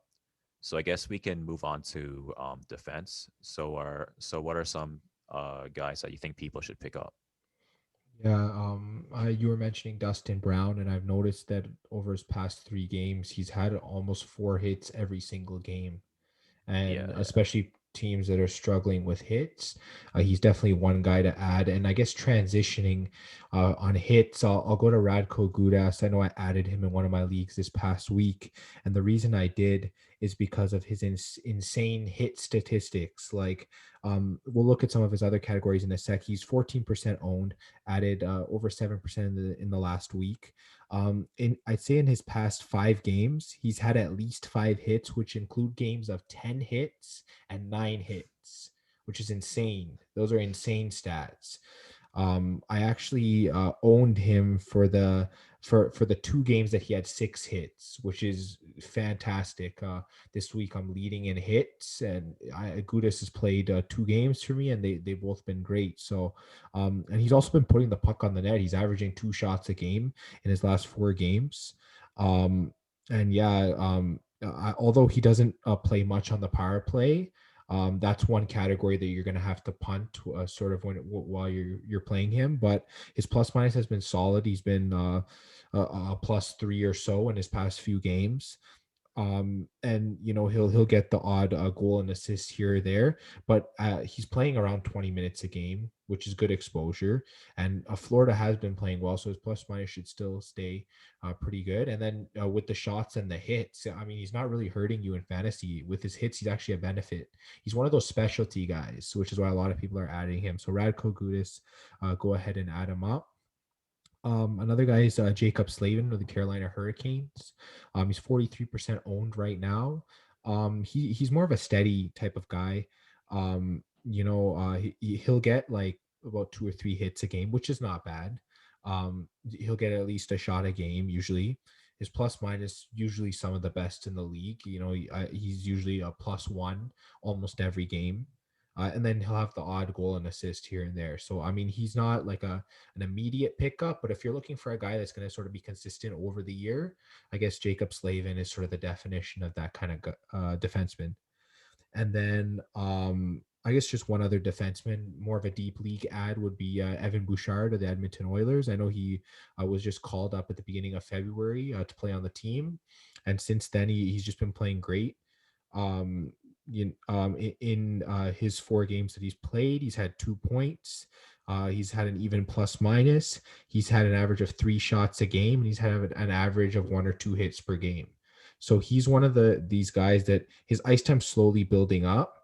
He's getting around 15 or so minutes per game. If you see that ice time tick up a little bit for the Edmonton Oilers, he'll definitely be a much more productive player. I know their defensemen, Darnell Nurse and Tyson Berry, have also been playing really well.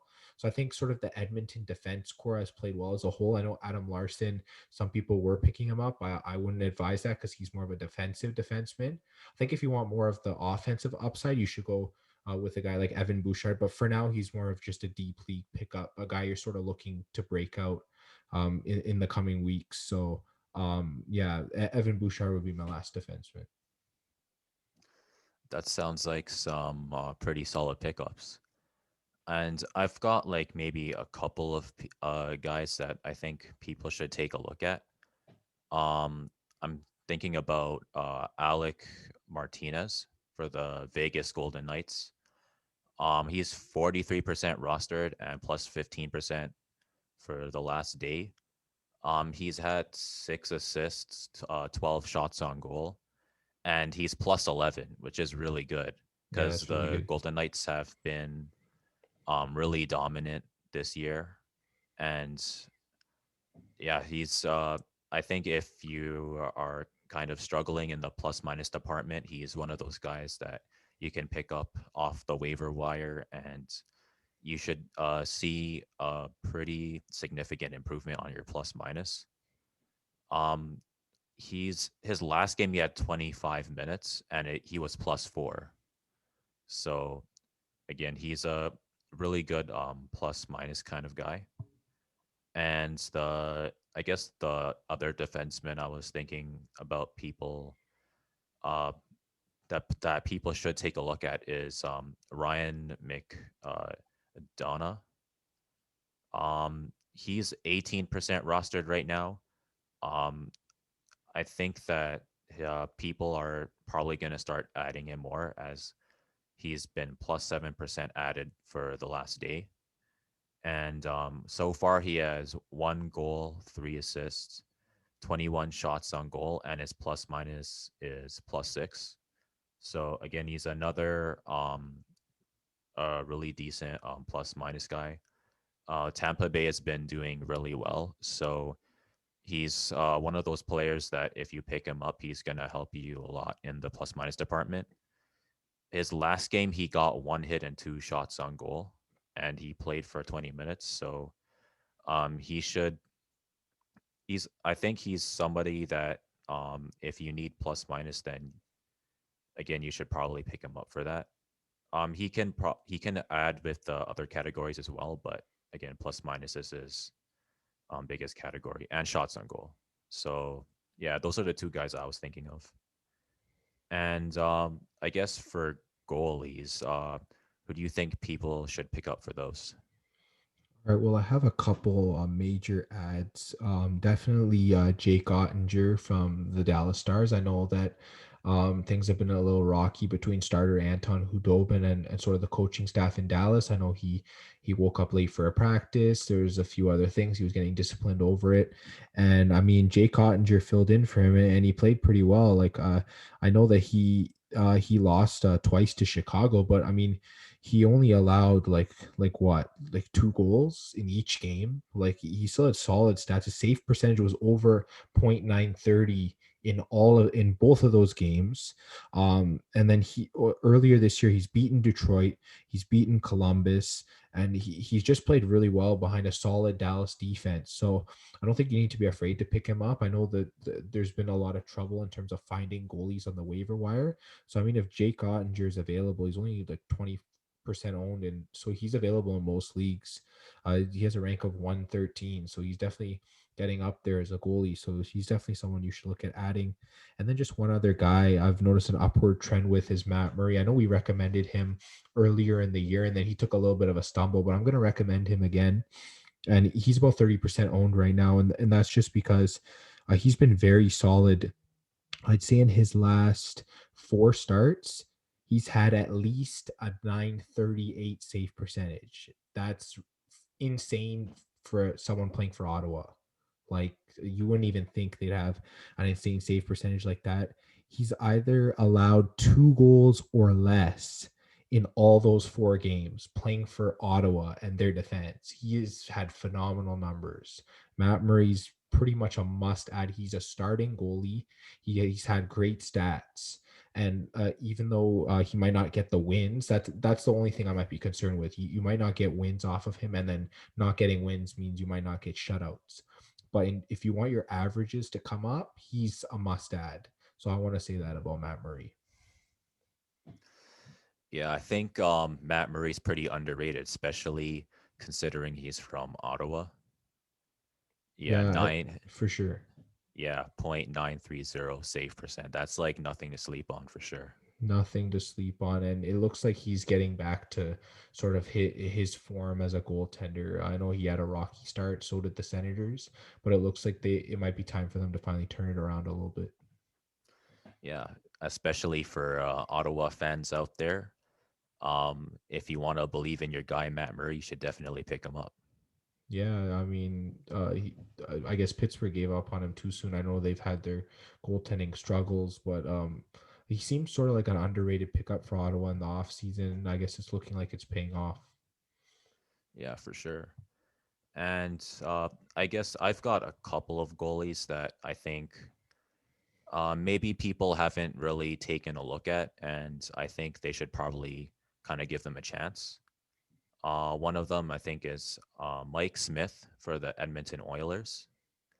Um, he right now he's ranked 71. I think this is probably his first game, possibly in the season. Yeah, I think he came back He's from an injury. I'm pretty sure. yeah. Yeah. So his first game, he got one win, and he had a 96 save percent. So that's really good for his first game. Just came off an injury. So again, if you need a goalie, you should definitely give him a chance. Um, it looks like he can fill multiple categories for you as well. So you don't really need to worry too much about um, can he do one thing, can he not do another thing. So I think another goalie that I think people should look at is Jake Allen for the Montreal Canadiens. He's ranked 31 right now. Um, his roster percentage is 51%, so he may not be on the waiver wire. But if you do see him, you should definitely give him a chance. So far, he has 4 wins, and his save percentage is 0.940. So again, those are very good numbers. I think his last game he had one win. They won against Ottawa, and his save percentage was 0.971. So again, very solid numbers. If you do see him on the waiver and you need a goalie, you should definitely pick him up as well.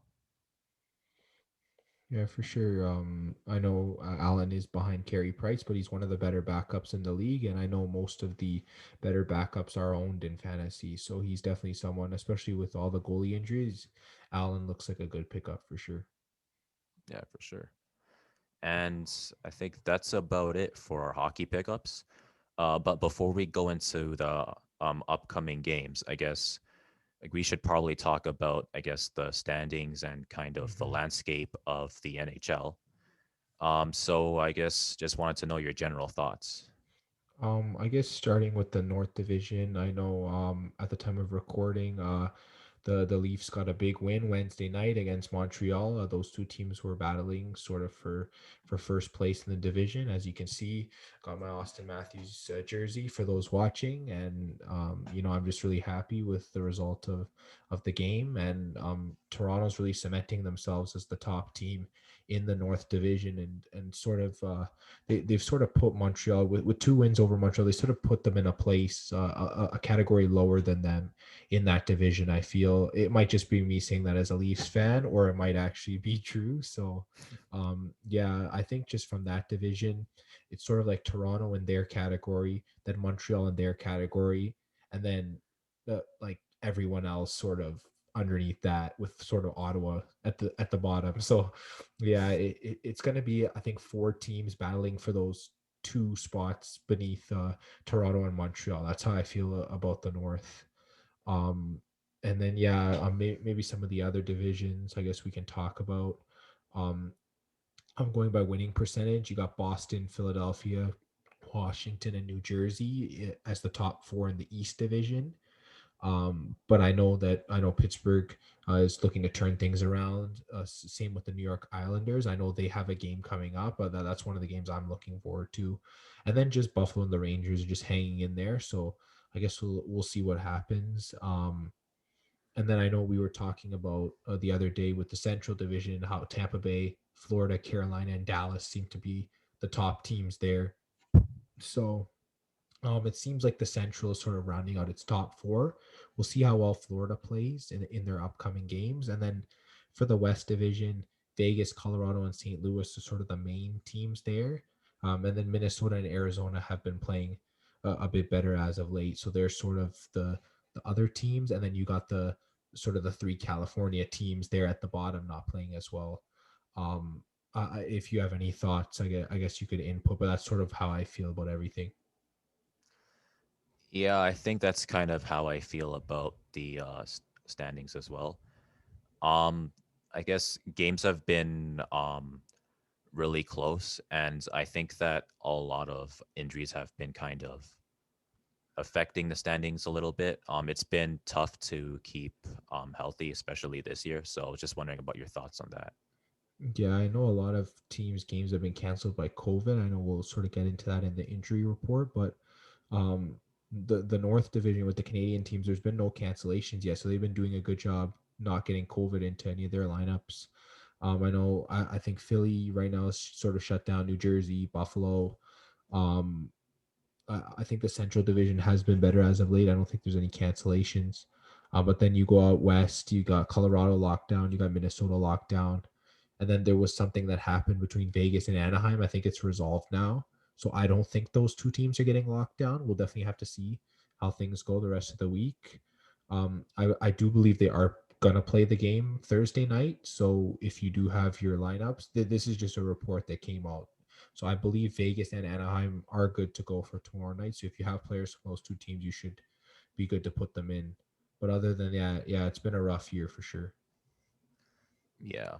I think that that's probably the thing that's been, I guess, holding the league back is just the COVID issue. But other than that, I think it's been just generally high level hockey, and I think that as the year goes on, I guess just the teams that are going to rise to the top are the teams that have like the deepest rosters. Especially this year, the most important thing is you want the next player on your bench to be able to perform to a similar level as your starters. So, and I guess the teams that have that kind of ability on their roster, those are probably going to be the teams that are kind of in the top 4 for each division.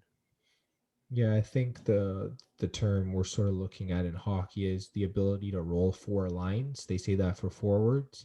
If you have 4 solid forward lines, then it's a benefit. And then in terms of defense, I know defense this year has been thin for fantasy, as a lot of people have noticed. Our defense pickups aren't the most intriguing players with the most points or anything, but we're just trying to look for potential upside, I think. So I guess that's what we're saying for defensive pickups. And then for goalie pickups, we don't have a lot of starting goalies to sort of give you that are under 50% owned, just because at least most teams have one goalie sort of on the COVID list or on their IR or whatever. So a lot of the starting goalies are owned in most 12 team leagues. I think if each team owns, let's just say 3 goalies, then you're at what, 36 goalies there, and there's only 31 starting goalies.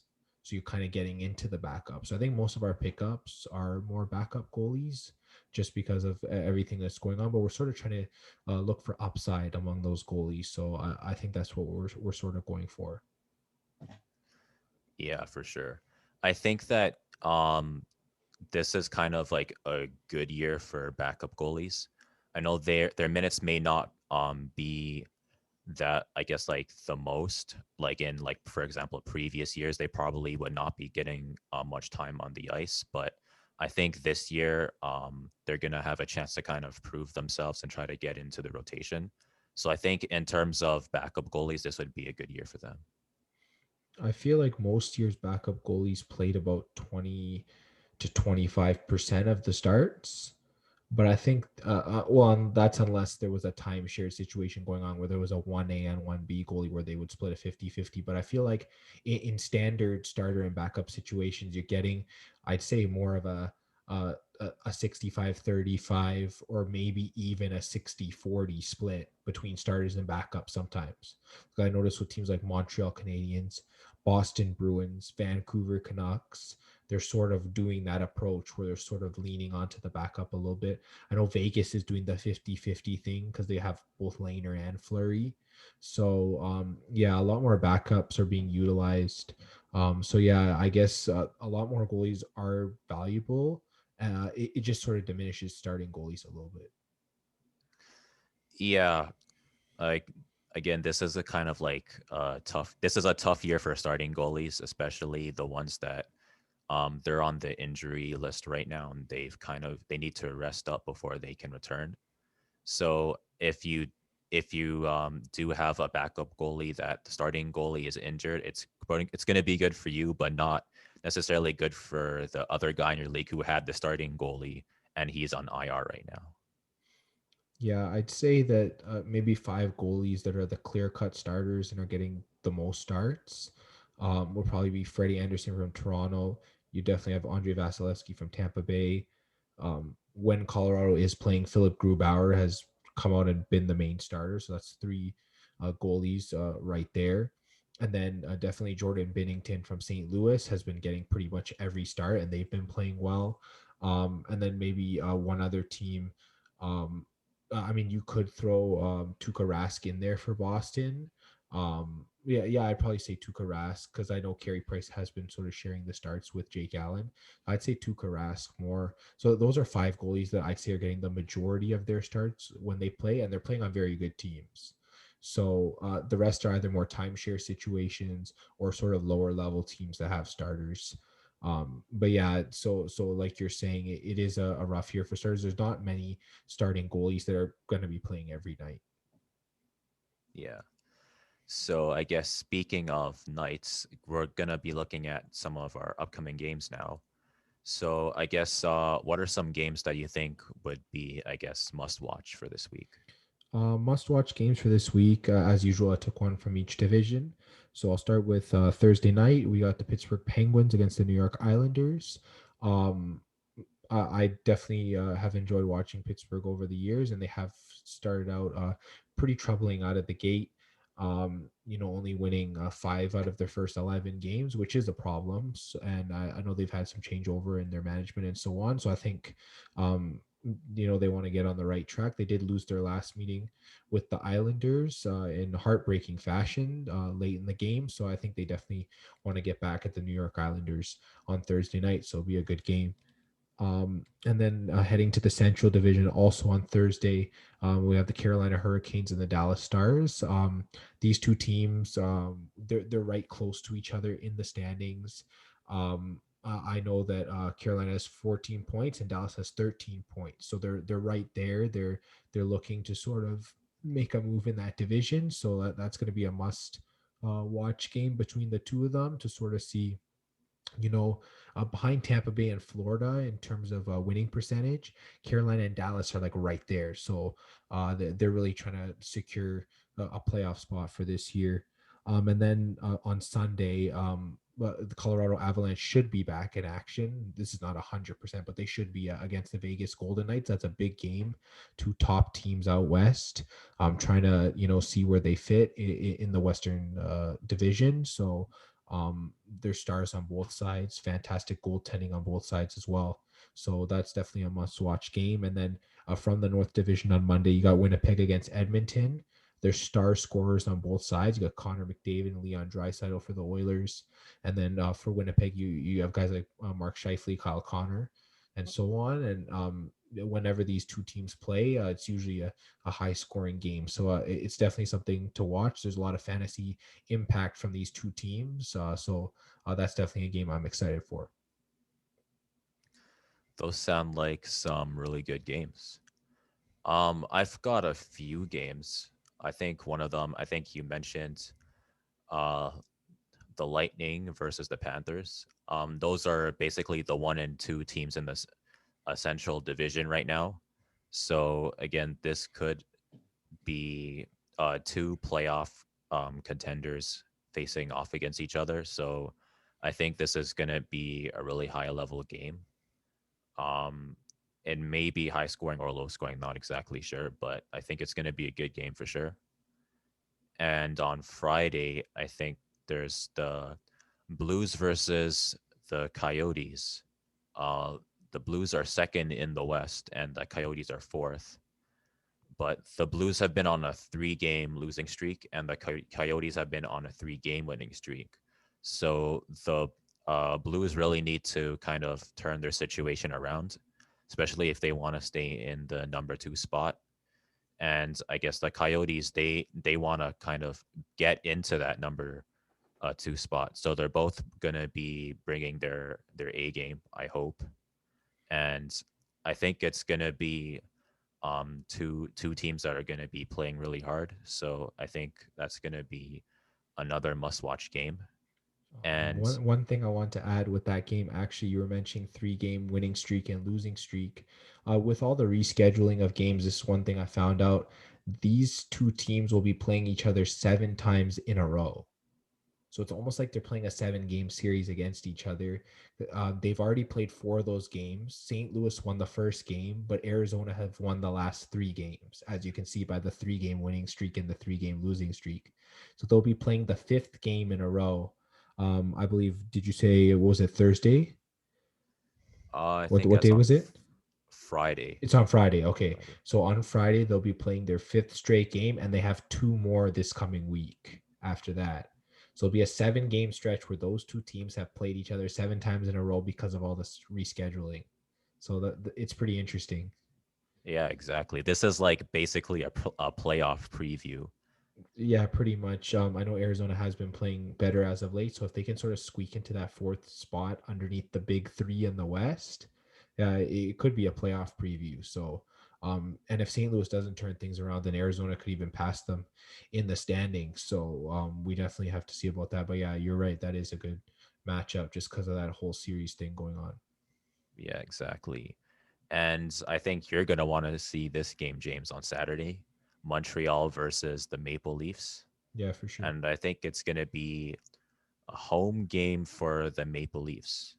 The Leafs, they did go to Montreal, but they weren't able to take the win. So I guess now this game, they're going I to try to think I get some think revenge. if you're talking about Wednesday's game, I believe Toronto did win. They Oh, yeah, came yeah, up they came up 4-2. Yeah, Montreal wasn't able to get their win at home. I think that's what you were trying to say. And yeah. now they're trying to go to Toronto and get the win. But yeah, Yeah, yeah, for sure. So I guess this is going to be kind of a tight game for Montreal, and they are division rivals. Whenever you see um, James and the injury analyst Victoria talking about hockey, they're always going back and forth about who's the better team. hmm So if you're a Montreal fan or if you're a Toronto fan, you're definitely going to be tuning into this game for sure. Yeah, for sure. The big win Wednesday night for the Leafs. They can't dwell on it too much. They got to sort of get in there and just keep doing what they're doing. I mean, um, just looking at the standings, points wise, Toronto's sitting at 23 points, and I do believe that that's more than anyone else in the NHL. So, definitely riding the heat wave, and hopefully the Leafs can keep it going on Saturday. For sure. And on Sunday, there's Colorado versus the Golden Knights. Um, Colorado is third in the West right now, and the Golden Knights are first. Um, the Golden Knights have been really dominant. I guess you can say the house always wins in the end, especially in Las Vegas. They've been getting their wins, so they're probably gonna be looking to get another win against Colorado. I think those are again two really good teams, and even though it's like been a few years, I'm still impressed by how good the Golden Knights are. They're one of the younger teams in the league, but um, their front office has done a really good job to kind of make sure that, yeah, they're an expansion team. That doesn't mean that you have to be at the bottom of the league. So basic they did basically all the right things that an expansion team is supposed to do, and they showed that even if you're kind of like a younger team in the league, you can still kind of hang in with the older teams. Yeah, for sure. So that's pretty much it for our upcoming games. And do you have anything else to add? I think one more thing I wanted to add. I believe there might be a cancellation on this game, but I do believe Pittsburgh was supposed to play Washington this coming week. I don't know 100% if it's been canceled. If that game does go on, that is a big matchup for both teams. As we know, for years, it's always been Ovechkin against Crosby. There's always been a rivalry there, and Pittsburgh has had the upper hand most of the time. So if that game does happen, it's definitely must watch for sure. Yeah, again, those are like two rivals. I know, especially back in the day, it's always been Sid the Kid versus Alex O, who's the better player. Yeah, for So sure. hopefully we'll be able to see another Sid the Kid versus Alex O kind of game, but I guess we'll have to see. Yeah, there's been a lot of cancellations lately, so I think there's usually one or two games though on every day, even with the cancellations. There's still one or two games that goes on, so there's usually at least one intriguing matchup per night. So definitely, if you're looking for some hockey to watch, there, even if your favorite team's game gets canceled, if you're a fan of some of the American teams, especially out west, they've been dealing with a lot of COVID issues. There's always some teams that you can still watch. I know St. Louis has been pretty COVID free recently. So if you want to watch a bit of St. Louis, they have some good games coming up as well. Yeah, especially with their pre-playoff games coming up. Yeah, you'll see a lot of St. Louis and Arizona on TV. So get ready. The Coyotes have played well. They're not a team to sleep on anymore. They were a playoff team last year, and I guess they're looking to get back. So they're definitely a team, sort of a sleeper team to look out for. Actually, in the West, they might sneak in there with their good play. So that's definitely something to look for. If you're looking for a good matchup, I think the intensity is going to pick up on each game. It's going to be the fifth game between those two teams. So by the seventh game, the intensity should be right up there. So definitely some exciting games to watch between both the Blues and the Coyotes. Yeah, for sure. I think that after this series, both of these teams are going to be like battle tested. I'm not sure if there's like what other teams have had like a 7 game series basically outside of the playoffs this year. I've seen maybe like 3 or 4 game series. I know Vancouver and Montreal had that kind of thing. It was getting pretty aggressive between them. I'm not sure about some other teams, but yeah, it's sort of the way the scheduling has been. It's bound to happen more times this year, so we'll see what happens. Yeah, for sure. And I guess which teams do you think are, I guess, mentally the most ready for the playoffs right now? Probably just take the top teams out of each division. I'll go with Tampa. I'll go with Boston, Vegas, and Toronto. I think just the way those teams are playing. They seem to be ready for what's going to happen in the playoffs, and I mean those could end up being your final four, and then I guess we'll just go from there. One thing I did forget to mention, we normally talk about the standings from the hockey pool. I'll just go to that and look at the standings. I'm actually still on top.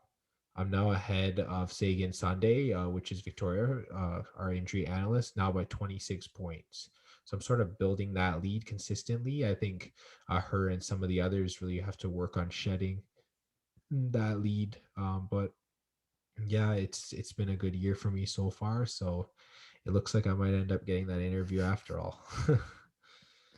In other words, we're gonna have a normal week. Oh no, we might do something special. We might have something special planned.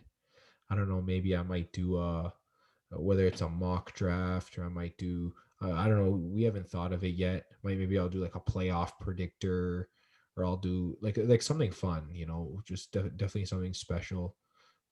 Maybe some insight into playoff pools or whatever. You know, there's always good things to talk about for the NHL. So yeah, we'll see what happens. But that is if I win. You never know with injuries these days who you're going to lose. I haven't had McKinnon for about a week and a half now. Some people haven't had other players, so it's just one of those things. Yeah. So again, if you're one of the viewers who entered into the pool, hopefully you can kind of catch up, especially if you're lower in the standings. Definitely you're gonna want to get that interview spot. But James says he's really feels like his reputation's on the line, so he's done his best to make sure that's not gonna happen. So I guess we'll see. Yeah, let's see what happens. All right. That's pretty much it for the hockey segment of the Fantasy Fanatics podcast. Tune in next week for some more pickups and some more upcoming games. All right, welcome to the Fantasy Fanatics Injury Report. I'm joined once again by our Sheridan AT student, Victoria Kumar. Hey, Vic. Hi. Let's just jump right into some injuries. After the Super Bowl, we won't be covering NFL injuries until closer to the season. So we'll just be covering both the NBA and the injuries in the NHL. So let's start with the NBA and an update on LaMarcus Aldridge. Yeah, so he just a little quick update on him. I mentioned last week he's out with a right hip flexor tear, and then it's most likely a second degree tear as he has not played since. And he just actually got a pain reducing injection in his hip, so he's going to be out for the next week or so. That's what they're going to do. So they're going to reevaluate him in a week. This tells us he's kind of week to week, and he's really dealing with this. So, like I mentioned last week, most likely a second degree tear. Just verifying that. And also an update on D'Angelo Russell from the Timberwolves. Yeah, so he was suffering with a right quad contusion and he was finally able to return with it on Monday, but then he had to leave partway through the game due to left leg soreness. So this is kind of a different injury. He didn't play Wednesday and he's extremely questionable for Friday's game. The team hasn't released much on what this injury could be. And if I were to take a guess, it's probably muscular in nature as the word soreness is used, and that's normally used in a muscular type of injury, such as a quad, hamstring, or calf kind of soreness or strain. So yeah, like I said, he most likely pulled this muscle. So just keep an eye on him and see if he plays Friday. And hopefully they'll release a little bit more on the injury so we can get a better idea of his timeline. So he's kind of game to game. All right. What about OG Anunoby? Yeah, so as I mentioned last week, he's out with a left calf strain. We did not know the nature of this strain, but as we can see, he has not played since early last week.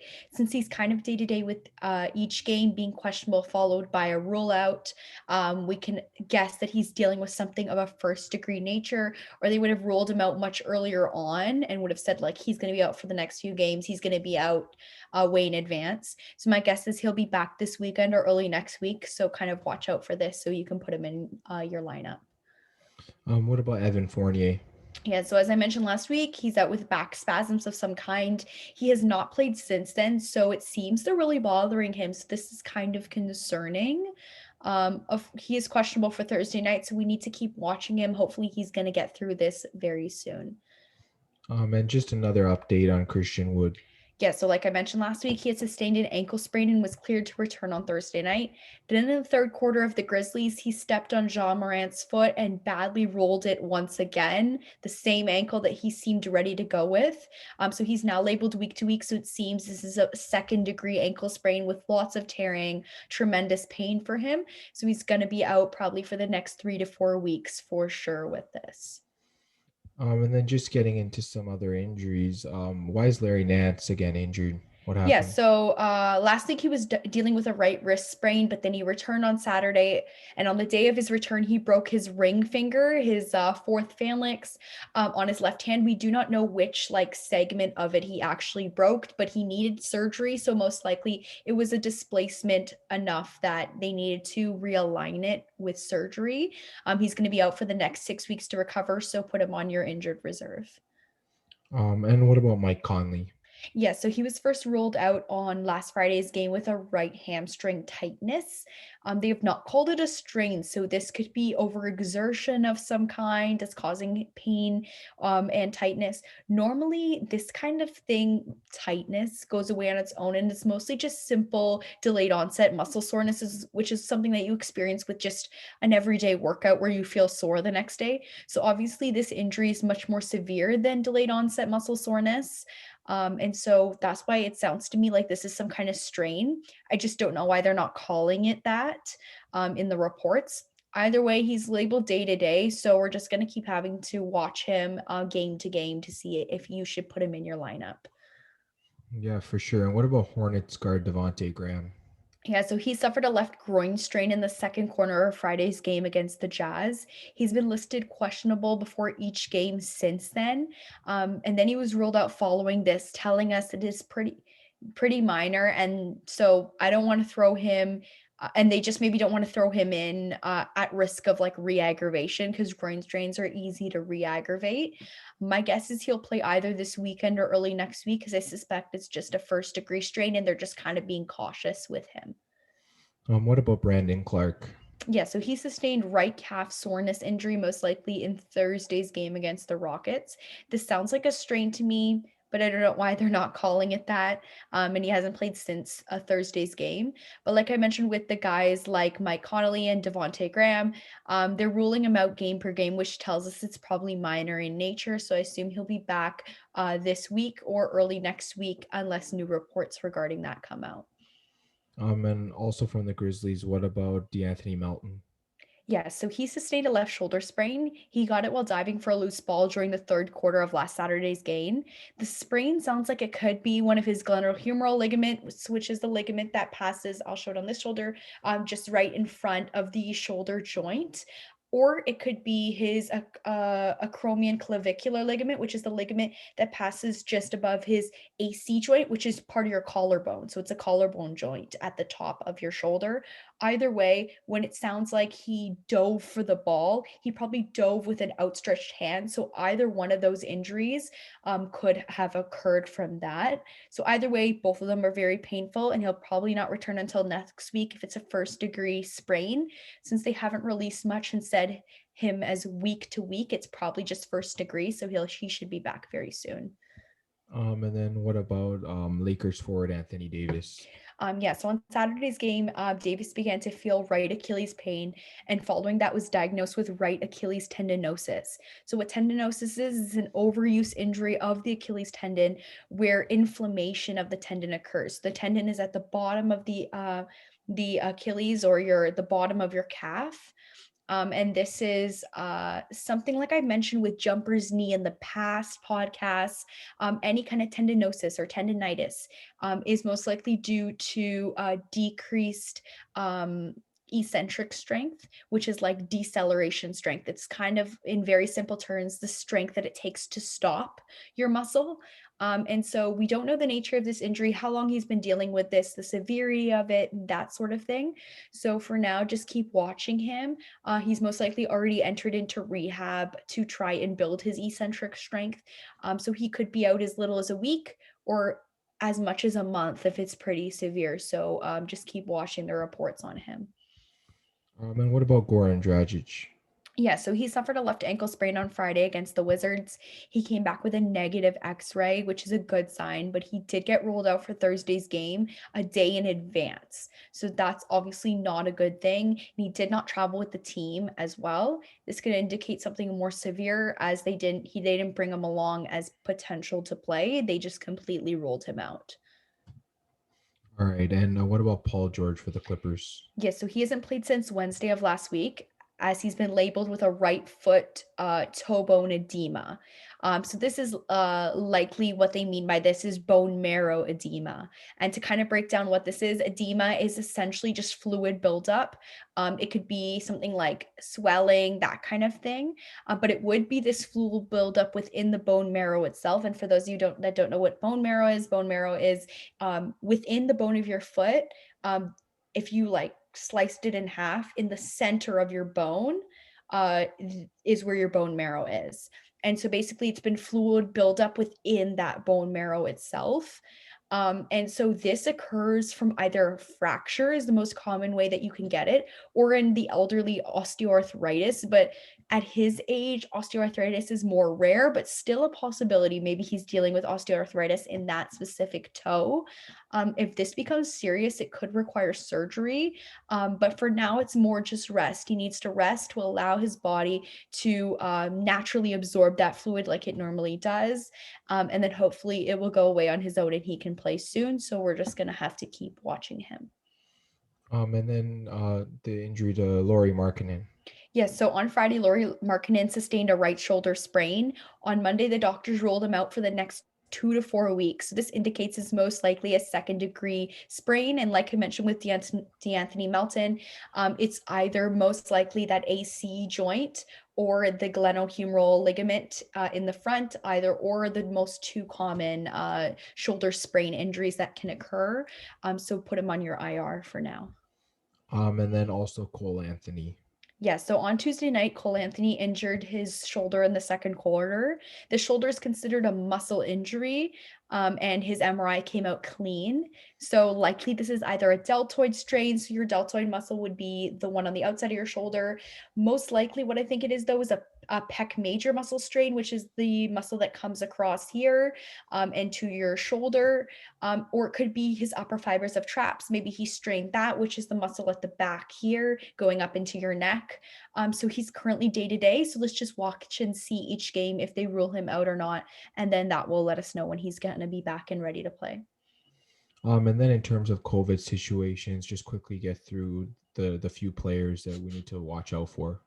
Yes, I'm going to start with Drew Holiday. So he was first ruled out of Monday's game due to a positive COVID-19 test. He will most likely be out for the next 10 days or longer, so keep him out of your lineup. Then moving on to Kevin Durant, he's out and on the COVID list, and he's hoping to be cleared on Friday, but he was not cleared. So this may indicate he has been showing symptoms. So I'd keep him on your bench for now. Then moving on to, I think his name is pronounced Theo Maldon. Is that how you pronounce his name? Yeah. Yeah. So he was out due to health and safety protocols. And then he played Saturday. And then following the game, he was put back on the COVID list and has missed both Monday and Wednesday's games. It's possible he began to show symptoms following his return, or maybe it was due to close contact, or maybe it was due to a positive test that came out following the game. And that's why he was put back on the list. Either way, keep him on your bench for now. We're going to have to keep watching, and hopefully they'll release something to give us a little more information on what's going on. And yeah, that sounds good in terms of our NBA injury report. Now for some NHL injuries, I just wanted to get into sort of an update on Matt Grzelcyk from Boston. Yeah, so he finally returned on Wednesday from his lower body injury, but then he was sidelined as he possibly re-aggravated something. This tells me it was likely a muscle injury, as he was pulled very quickly after the team thought he was ready. He could have maybe pulled his groin or potentially his hip flexor, and those are the two most common strains in hockey.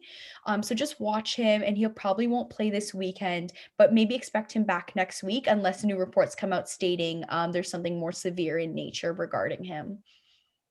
Yeah, for sure. What about Justin Schultz from the Capitals? Yeah, so he was finally able to return to practice after getting struck in the face with a puck. Actually, they brought out reports of what actually occurred, and he was struck in the jaw with his puck, and he lost several teeth over it and had many fractured teeth on others. And so the puck actually struck him there in the jaw. He started practicing again on Monday, but with any kind of jaw injury, even something like loud sounds, when banging against the puck, that like, when you're like sticks bang against the ice, or like just general loud sounds can actually really irritate your jaw, because one of the ways that we receive sound into our ear is sound actually hits our jaw and travels up and into our inner ear. And that's part of how we distinguish and are able to register what sounds we are hearing. That's And interesting. so, yeah. And so, because of that, any jostling of the jaw can be painful. Thankfully, he's not involved in a running sport like basketball, for example, because in those type of sports it'll be more severe, because any sounds, any vibrations can really irritate his jaw. So if he's practicing, this is obviously a good sign. And he has been a top defense on his team for this year, so the team obviously wants him back, and hopefully he'll be back this weekend.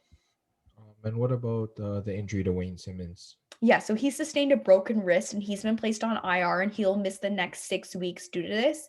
He took a puck to the hand on Saturday, so most likely he broke the distal end of his radius, which, when looking on your hand, is on your thumb side, is the radius bone.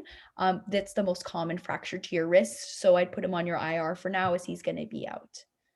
And then what about Shea Theodore? I heard he was ruled out for Thursday night's game. Yeah, so he's out with an undisclosed injury. This could obviously be anything, so I don't have a timeline on him. He's going to be out for Thursday, and we don't know how much longer, so just keep him on your bench and continue to watch him day to day.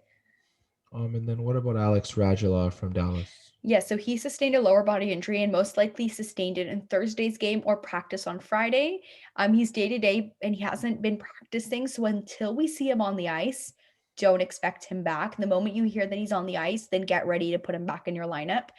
So keep him on your bench. Regarding his injury, as I mentioned with other NHL injuries, they are very, very vague in what they say. So this could be obviously anything, with many different timelines of pretty much anything. All right, what about TJ Oshie from the Capitals? Yeah, so he sustained a facial laceration in Monday's practice after colliding with a teammate. No, sorry, that's John Gibson. TJ Oshie had an upper body injury, and he feels ready to go, as he practiced on Wednesday and he felt good. And he should be back next game, which is Sunday. Since I started talking about John Gibson, I'm just going to move right into him. He sustained a facial laceration. He's the one with that in Monday's practice after colliding with a teammate. Essentially, this is just a facial cut. So most likely he got stitches for this, and he's just allowing time to heal. He should be back this weekend unless this laceration is obstructing his vision in any way or is too painful to play with. So just keep watching him. And then what about Zach Werenski for Columbus? Yeah, so he was injured during Thursday's game and has sustained a lower body injury. He's been placed on IR and will miss the next couple of weeks. So this could obviously be anything, but if it's a sprain, strain, or contusion, it's most likely is second degree in nature, as they have put him on that IR. So I would place him on your IR for now in your fantasy leagues. And just an update that I'm just receiving right now is that both Matthias Ekholm and Ryan Johansson from the Nashville Predators have been ruled out for tonight with undisclosed injuries. So that's just some breaking news while we're recording. Yeah, I guess we don't know the extent of the injuries as they haven't released it yet. So just put them on your bench for Thursday night's game. And now moving on to COVID, there's a number of teams with different COVID situations. Let's start with Minnesota.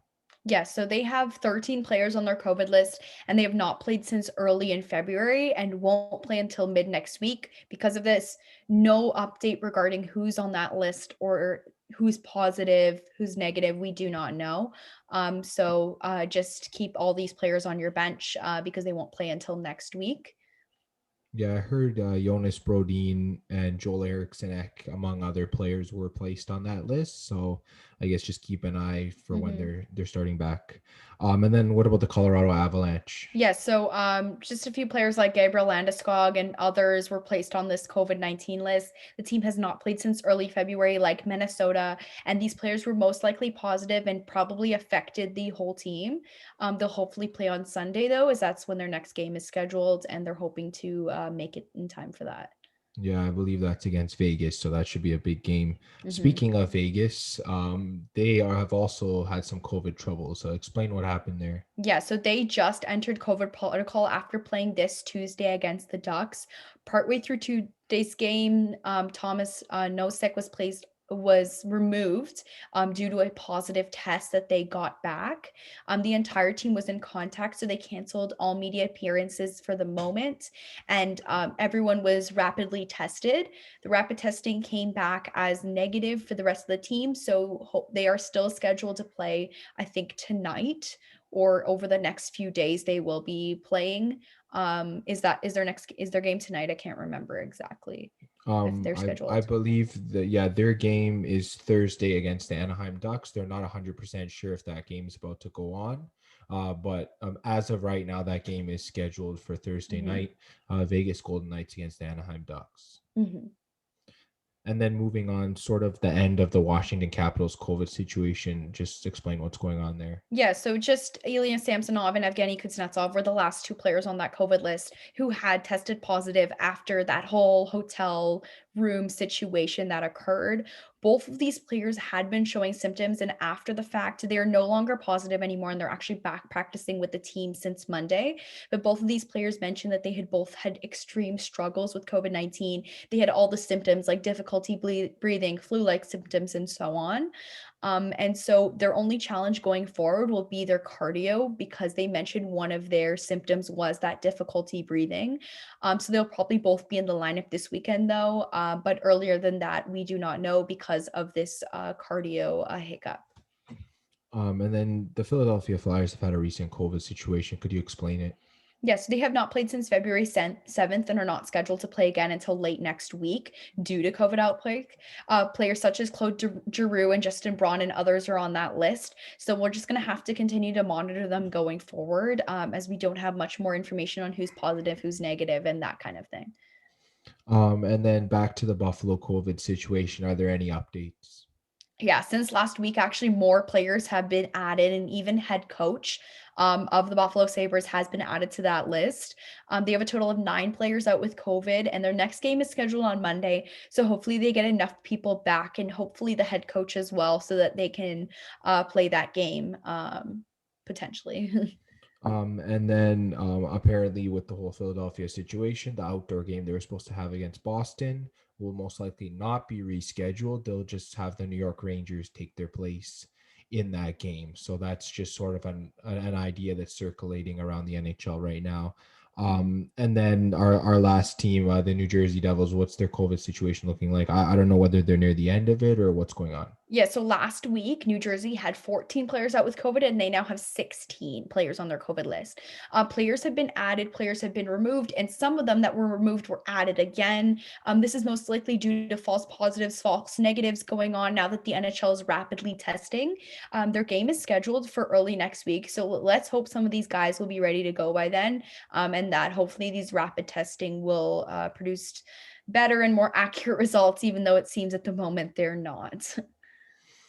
All right, so that's just a general overview of the injuries that we want to talk about today. Victoria, thank you for your time. No problem. And just once again, thanks for listening to the Fantasy Fanatics podcast. You can follow us on Instagram at Podcast Fantasy Fanatics and on Facebook at Fantasy Fanatics Podcast. The video of our podcast is on YouTube at Fantasy Fanatics Podcast, and the audio version on Spotify and Apple Podcasts under Fantasy Fanatics Podcast. Also down below, we have the link to check the standings for the hockey pool. I'm still in first place. Hopefully someone can, catch up to me. But if not, like I said to Nate, I'm happy to just do another interview and just maybe talk some hockey with you guys. So once again, just thanks for listening to the Fantasy Fanatics podcast. We'll catch you guys again next week.